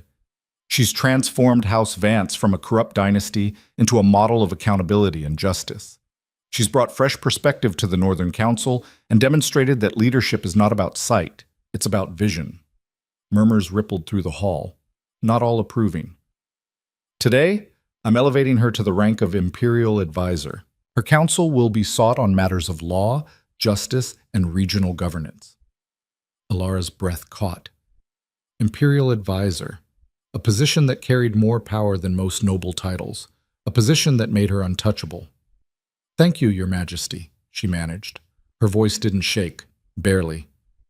Don't thank me yet, the Emperor said, and there was amusement in his tone. You're about to earn it. Ilara sat down slowly, her mind reeling. Across the table she'd heard a familiar voice, cold and sharp. Lord Brennan, one of Kael's former allies. Your Majesty, With respect, Lady Wolf is a controversial choice. Her methods have been unorthodox. Some might say ruthless. And your point? The Emperor asked mildly. My point is that elevating someone so divisive sends a dangerous message. It suggests that the ends justify the means. They do, Alara said before she could stop herself. The room went silent. Excuse me? Brennan's voice was ice. Alara stood again. Her hands were shaking, but she kept them steady. The ends do justify the means, she said clearly, when the means are exposing corruption, when the means are protecting the innocent, when the means are ensuring justice is served instead of buried. You speak of justice? Brennan laughed. You destroyed House Vance, a family that served the Empire for generations, over personal grievances. I exposed criminals, Alara corrected. Criminals who poisoned me, imprisoned my brother, and murdered others who threatened their power. If that's divisive, so be it. And what of your marriage to the Alpha King, a convenient alliance that consolidated immense wealth and power? Some might call that opportunistic. Some might call survival opportunistic, Alara shot back. I'd call it smart. Murmurs of approval now. Not everyone in the room hated her. Lady Wolf, the Emperor said, Lord Brennan raises an interesting point. How do you respond to accusations that your rise to power has been built on manipulation rather than merit? Alara took a breath. This was the test. This was what everything had been leading to. Your Majesty, she said slowly, I was born into privilege. I lost my sight to illness, my husband to betrayal, and my family to greed. I was poisoned, hunted, and left for dead. Everything I have now, I earned by refusing to die quietly. She turned toward where she thought Brennan was sitting. You call that manipulation? I call it refusing to let powerful men write my ending for me. And if that offends you, Lord Brennan, I'd suggest examining why a blind woman's success threatens you so much. The silence that followed was absolute. Then someone started clapping. Slowly, others joined. Not everyone, but enough. Well said, Lady Wolf, the Emperor said. You may sit. Alara sank back into her chair, her heart pounding so hard she thought everyone could hear it. Darius's hand found hers under the table. He squeezed once. Approval. She'd passed. The rest of the summit was a blur of discussions and debates. Alara contributed when she could, stayed silent when she couldn't, and learned more about imperial politics in 6 hours than she'd learned in a lifetime. By the time evening came, she was exhausted. Darius found her in their quarters, staring out a window she couldn't see through. You were brilliant today, he said. I was terrified. Doesn't make you any less brilliant. Alara turned toward him. Brennan's going to be a problem. Brennan's always been a problem, but he's lost credibility. You made him look petty. I made him look honest. He's right. I did manipulate my way into power. No, Darius said firmly. You fought your way into power. There's a difference. Is there? Yes. Manipulation is what Kael did, what your stepmother did. You? You just refused to let them win. Alara wanted to believe that. Wanted to believe she was fundamentally different from the people who'd hurt her, but the line felt thinner than she liked to admit. There's something else, Darius said. I received word from Wolfspire. Dr. Marin has been asking to speak with you. Alara stiffened. About what? She wouldn't say, but she said it's urgent. The vision of Marin betraying her flashed through Alara's mind. It hadn't come to pass, but the possibility still haunted her. I don't trust her, Alara said quietly. I know, but she's been loyal so far. Maybe hear her out. Alara exhaled slowly. Fine, but if this is a trap, then we spring it together. They spoke to Marin through a communication crystal, a rare magical artifact that allowed real-time conversations across distances. Marin's voice came through clearly, tinged with urgency. Lady Wolf, thank you for speaking with me. What's this about, Marin? Alara asked. I've been going through the medical records from House Vance, the ones we seized during the trial. And I found something. Evidence that Kael and your stepmother were planning something bigger than just your murder. Alara's blood ran cold. What do you mean? There are letters discussing a plan to poison multiple noble families, consolidate their holdings under House Vance's control. You were just the first target. Silence. How many families? Darius asked sharply. At least 7, maybe more. The correspondence is coded, but I've been able to piece together enough to confirm the scope. Alara felt sick. They were going to kill dozens of people. Yes, and if you hadn't stopped them, they might have succeeded. Where are these letters now? Darius demanded.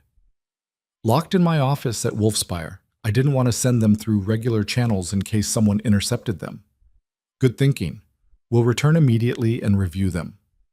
There's one more thing, Marin said quietly.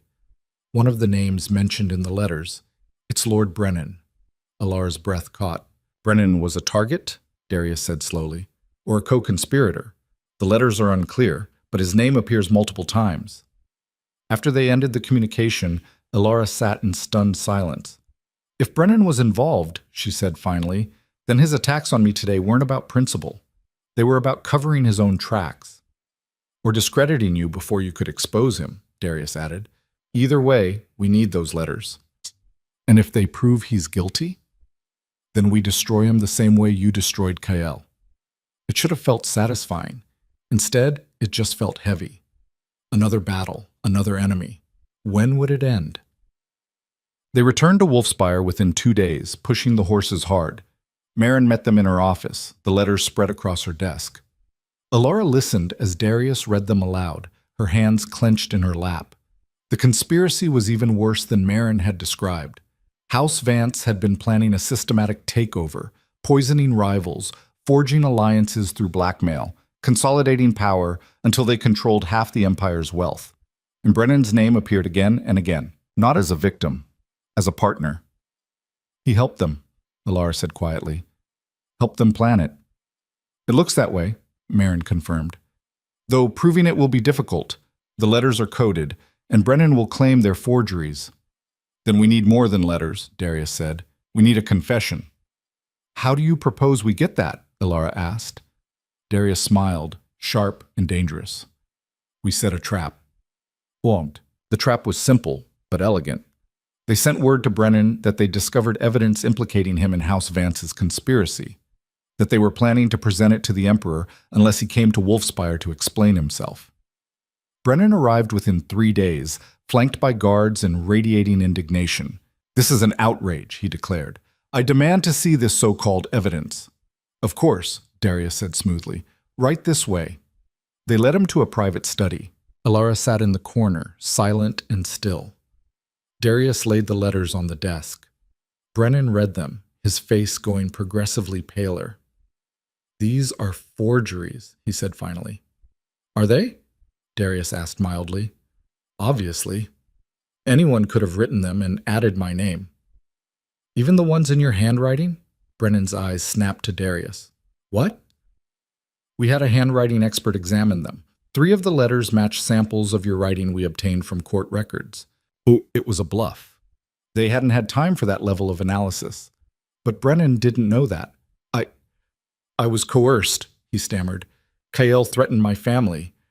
I had no choice. So you admit you were involved? Alara said quietly from the corner. Brennan spun toward her. You set me up. No, I gave you a chance to confess. You took it. Brennan's face twisted with rage. You think you've won? You're nothing but a blind girl playing at power. The moment Darius tires of you, you'll be discarded like the worthless... Darius's fist connected with Brennan's jaw before he could finish. The Lord crumpled, blood streaming from his split lip. Speak to my wife that way again, Darius said coldly, and I'll do worse than break your jaw. Guards entered and hauled Brennan to his feet. You'll be held pending investigation, Darius said. And trust me, the Emperor will hear everything. As they dragged Brennan away, Alara stood slowly. Did we just commit treason? She asked. Technically, maybe. But Brennan confessed. That makes it legal. You're a very flexible interpreter of the law. I learned from the best. Alara smiled despite herself. Yet, the Emperor received their report personally. He read the letters, listened to the recorded confession, another use of the communication crystal, and then sat back in his throne.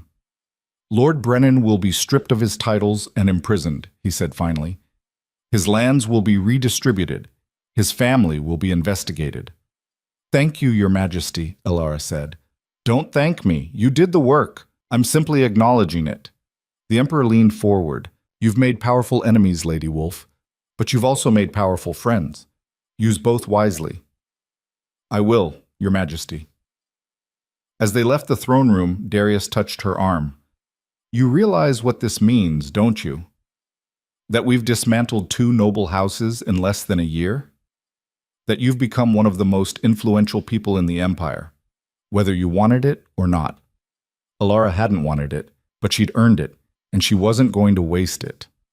3 months later, Elara stood before the Northern Council with a proposal that would have been unthinkable a year ago. I'm proposing we establish a legal aid system, she said clearly. One that provides representation to those who can't afford it. Too many people suffer injustice simply because they lack the resources to fight back. That's a noble sentiment, Lord Bram said carefully. But who would fund such a system? I would, using a portion of the assets I inherited from House Vance. It seems fitting that money built on exploitation should be used to help the exploited. Murmurs around the table. Not all approving, but no one outright objecting. And who would administer this program? Another council member asked. I would. With oversight from the council, of course. I'm not asking for unchecked power. I'm asking for the opportunity to do something meaningful. Lord Bram looked at her for a long moment. Then he smiled. Motion carries. Pending final approval from the Emperor. The Emperor approved it within a week. And just like that, Elara had created something that would outlast her. Something that mattered. That night, she and Darius sat in the gardens of Wolfspire, listening to the fountain. You did it, Darius said quietly. Did what? Found your purpose. The thing that sustains you beyond anger and revenge. Elara thought about that. I suppose I did. How does it feel? Terrifying. What if I fail? What if the system doesn't work, or people abuse it, or... Then you fix it. That's what you do. You see problems and you solve them. I can't see anything, Elara pointed out. You know what I mean. She did. And it was true. She'd spent so long focused on surviving, on fighting, on destroying her enemies. But now she could build something instead. Thank you, she said quietly. For what? For believing I could be more than a victim. Darius's hand found hers. You were never just a victim, even when you thought you were. Elara leaned against him, feeling the steady rhythm of his heartbeat. They sat like that for a long time, 2 people who'd been broken learning that healing was possible, that love, real love, not the poisoned version Kael had offered, could grow in the ruins of trauma. It wouldn't be perfect. Nothing ever was. But it would be real. And that was enough. The vision came one last time that night, but this one was different. Elara saw herself, older, grayer, sitting in a sunlit room surrounded by papers and voices. She was laughing at something someone said, her hand gesturing as she spoke. She looked happy, whole, free. Beside her sat Darius, his hand resting on hers, his expression soft in a way Elara had never seen before. And around them, children, grandchildren, maybe. Family built not on blood and obligation, but on choice and love. The vision faded gently, like sunlight through clouds. Elara woke with tears on her face. For the first time, her visions weren't showing her death or danger or loss. They were showing her a future worth fighting for. 6 months later, Elara received a letter from an unexpected source. It was from a young woman named Celia, a merchant's daughter who'd been helped by Elara's legal aid program. She'd been falsely accused of theft by a noble who wanted to avoid paying a debt. The program had provided her with representation, and she'd won her case. The letter was short, but heartfelt. Thank you for giving me a voice when I thought I had none. Thank you for proving that justice isn't just for the wealthy. I'll never forget what you did for me. Elara held the letter for a long time, running her fingers over the paper. This was what mattered, not power or wealth or titles, making sure others didn't suffer the way she had. Good news? Darius asked, entering the room. The best kind. She told him about the letter. When she finished, he was quiet. You're changing the world, he said finally, one person at a time. That's all anyone can do. It's more than most people try. Alara stood and crossed to him, her hands finding his face. I love you, she said. The words came easier now. I don't think I've said that enough. You've said it plenty. Not out loud. Darius kissed her, slow and deep and full of promise. I love you too, he murmured. Even when you're insufferable. Especially when I'm insufferable. That too. They stood together in the fading light, two people who'd found each other in the darkest moment and refused to let go. The world outside was still dangerous, still full of enemies and challenges and unknowns, but Alara wasn't afraid anymore, because she'd learned the most important lesson of all. She didn't need sight to see clearly. She didn't need perfection to be strong, and she didn't need anyone's permission to be powerful. She was Alara Wolf, survivor, strategist, queen, and she was just getting started. 5 years later, Finn visited Wolfspire with his new wife, a kind woman named Sarah, who made him laugh in a way Alara hadn't heard since they were children. They sat together in the garden, surrounded by the sound of fountains and birdsong. Remember when you threw yourself in front of that carriage? Finn said. I thought you'd lost your mind. I had, Alara admitted. But I found it again. You did more than that. You built an empire. I helped fix a broken system. There's a difference. Not to the hundreds of people you've helped. Alara smiled. How's your estate? Thriving. We just opened a school for children from the lower districts. Sarah's idea. She's a good influence on you. She keeps me honest. They sat in comfortable silence for a while. Are you happy? Finn asked finally. Alara thought about it. Really thought about it. Was she happy? Not in the simple, uncomplicated way she'd once imagined happiness could be, but in a deeper, harder-won way. The kind of happiness that came from surviving hell and building something beautiful in its aftermath. Yes, she said. I am. Good. You deserve it. So do you. Later that night, as Alara prepared for bed, another vision came. This one showed her standing in the imperial court one final time. The emperor was older, frailer, but still sharp-eyed. Lady Wolf, he said, I'm naming you Chief Justice of the Empire. Will you accept? In the vision, Alara smiled. Yes, Your Majesty, I will. The vision ended. Alara didn't know if it would come true, didn't know if it was prophecy or possibility, but she knew one thing. Whatever came next, she'd face it. Not as a victim, not as someone defined by what had been done to her, but as someone who'd learned to turn pain into power, trauma into triumph, and darkness into light. The blind queen who'd clawed her way from death to destiny. And the story, her story, was far from over. It was just beginning. The years that followed brought changes Alara could never have imagined. The legal aid program expanded beyond the northern territories, reaching into the southern provinces and even the coastal cities. What had started as one woman's attempt to right wrongs became a movement that shifted the entire empire's approach to justice, but success bred new enemies. One morning, Alara received a visitor she hadn't expected, Lady Cassandra Thorne, a noble woman from the eastern provinces known for her sharp tongue and sharper mind. Lady Wolf, Cassandra said as she entered Alara's study. Her voice was cultured, precise. I've heard so much about you. None of it good, I imagine, Alara replied. Cassandra laughed. On the contrary, I find your work fascinating. Threatening to the established order, certainly, but fascinating. Is this a social call or an interrogation? A proposition, actually. Cassandra settled into a chair. I represent a coalition of noble women who've been watching your rise with great interest. We'd like to discuss an alliance. Alara's hand stilled on the documents she'd been reviewing. What kind of alliance? The kind that protects women's interests in a world run by men who think we're decorative at best and disposable at worst. It was bold, dangerously bold, and exactly the kind of thing that could get them all killed if they weren't careful. Tell me more, Alara said. Over the next hour, Cassandra outlined a network of noble women across the empire, each controlling significant wealth or political influence, each tired of being sidelined by husbands, fathers, and brothers who treated them as property. "We need a leader," Cassandra said. "Someone who's already proven she can take on the patriarchy and win. Someone the Emperor respects." "You want me to lead a rebellion?" "I want you to lead a reformation. There's a difference." Alara considered it carefully. The risks were enormous, but so was the potential. "I'll need to discuss this with Darius," she said finally. "Of course, but decide quickly. Change doesn't wait for anyone." After Cassandra left, Alara sat in silence for a long time. This was bigger than her legal aid program, bigger than House Vance or House Wolf.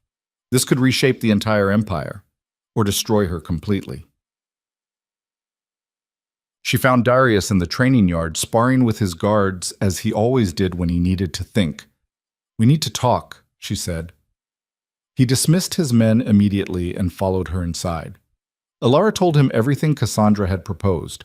When she finished, Darius was quiet for a long moment. "This could start a war," he said finally. "I know. The conservative nobles will see it as a direct threat to their power, which it is.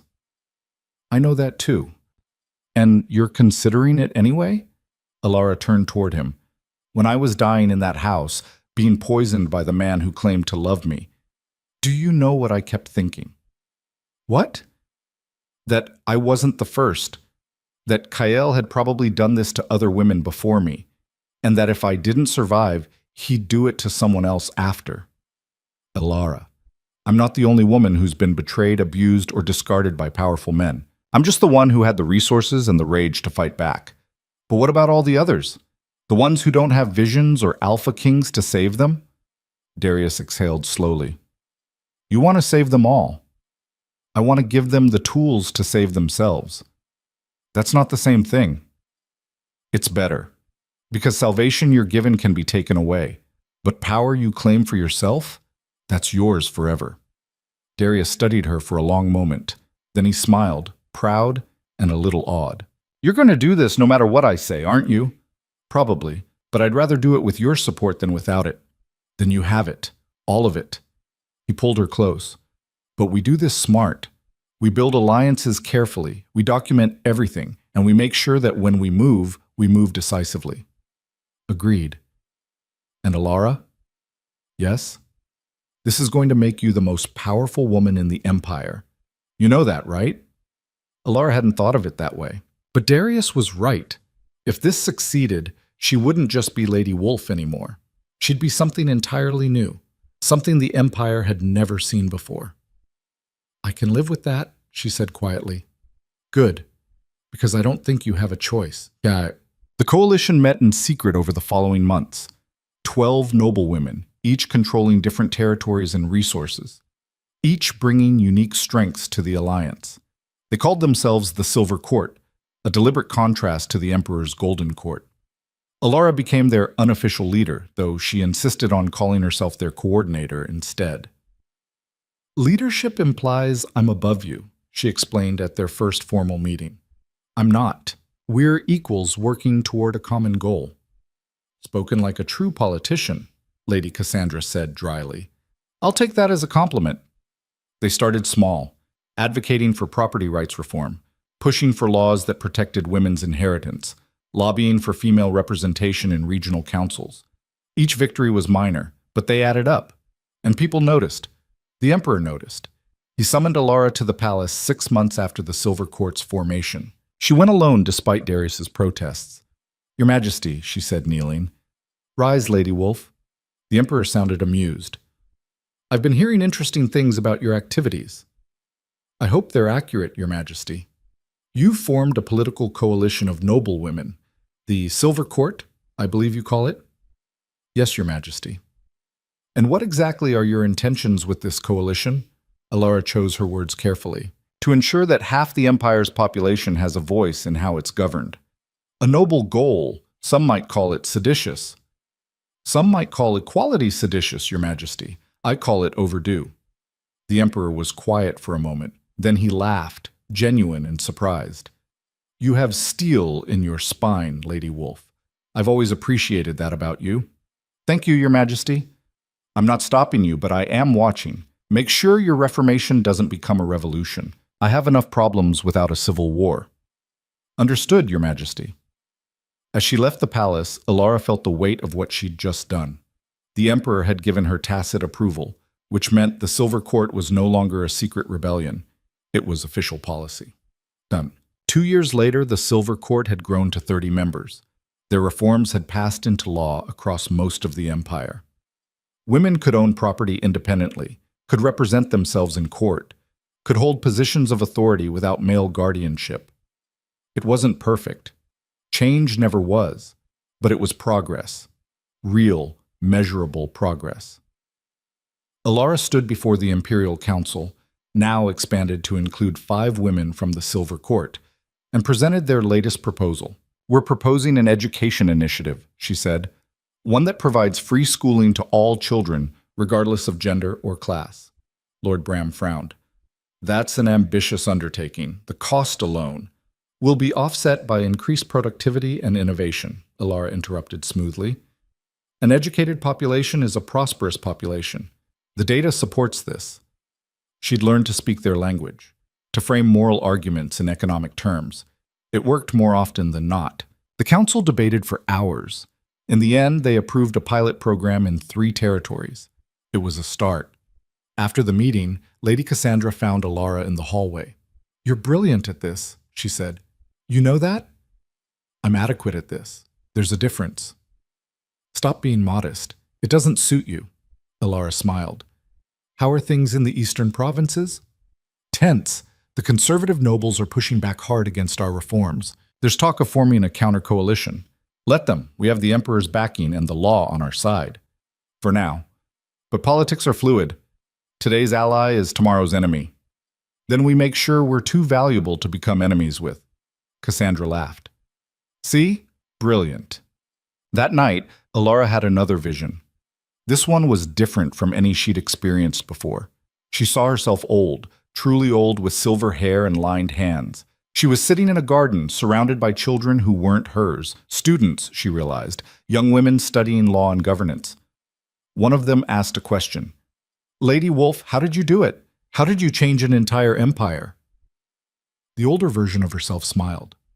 "I didn't change it alone. I just refused to accept that change was impossible. And I found others who felt the same way." "But you were blind. Didn't that make it harder?" "It made it different. But blindness taught me to see what others missed, the patterns beneath the surface, the connections between seemingly unrelated events. It was a gift, in its way." "Do you regret anything?" The older Alara was quiet for a moment. "I regret the years I spent afraid. The time I wasted thinking I needed to be perfect before I could be powerful. But the rest? The fighting, the struggle, the constant battle to make things better? No, I don't regret any of that." The vision faded. Alara woke with tears on her face, but they weren't sad tears.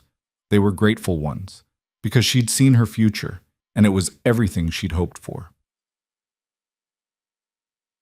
The vision from the emperor's court came true 3 years later.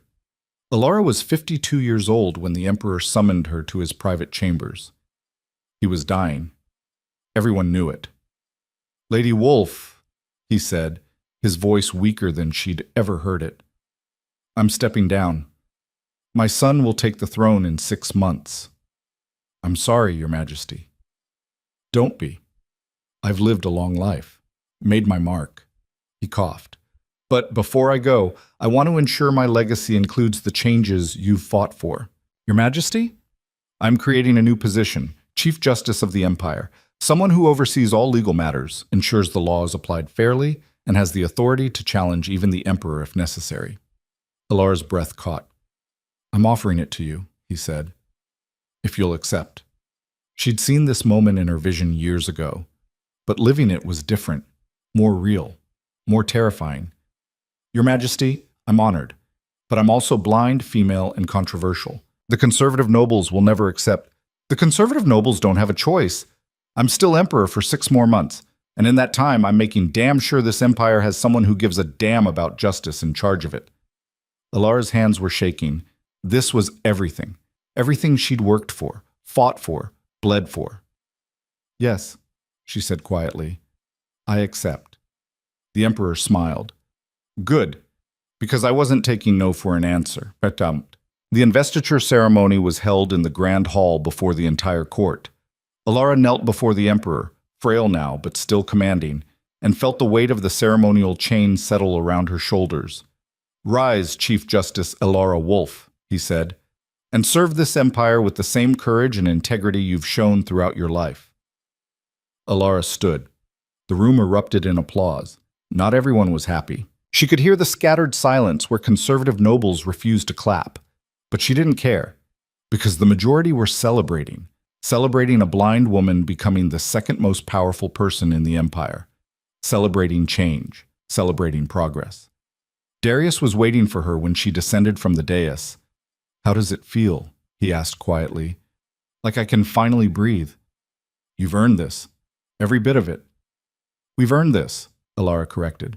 I couldn't have done any of it without you. You would have found a way. You always do. That night they hosted a celebration at Wolfspire. The Silver Court attended. Finn and Sarah brought their children, 3 bright, curious kids who asked endless questions. Marin was there, older now, but still sharp. Even some of the conservative nobles who'd opposed Alara showed up, offering grudging respect. As the evening wore on, Alara found herself standing alone on a balcony, listening to the sounds of celebration behind her.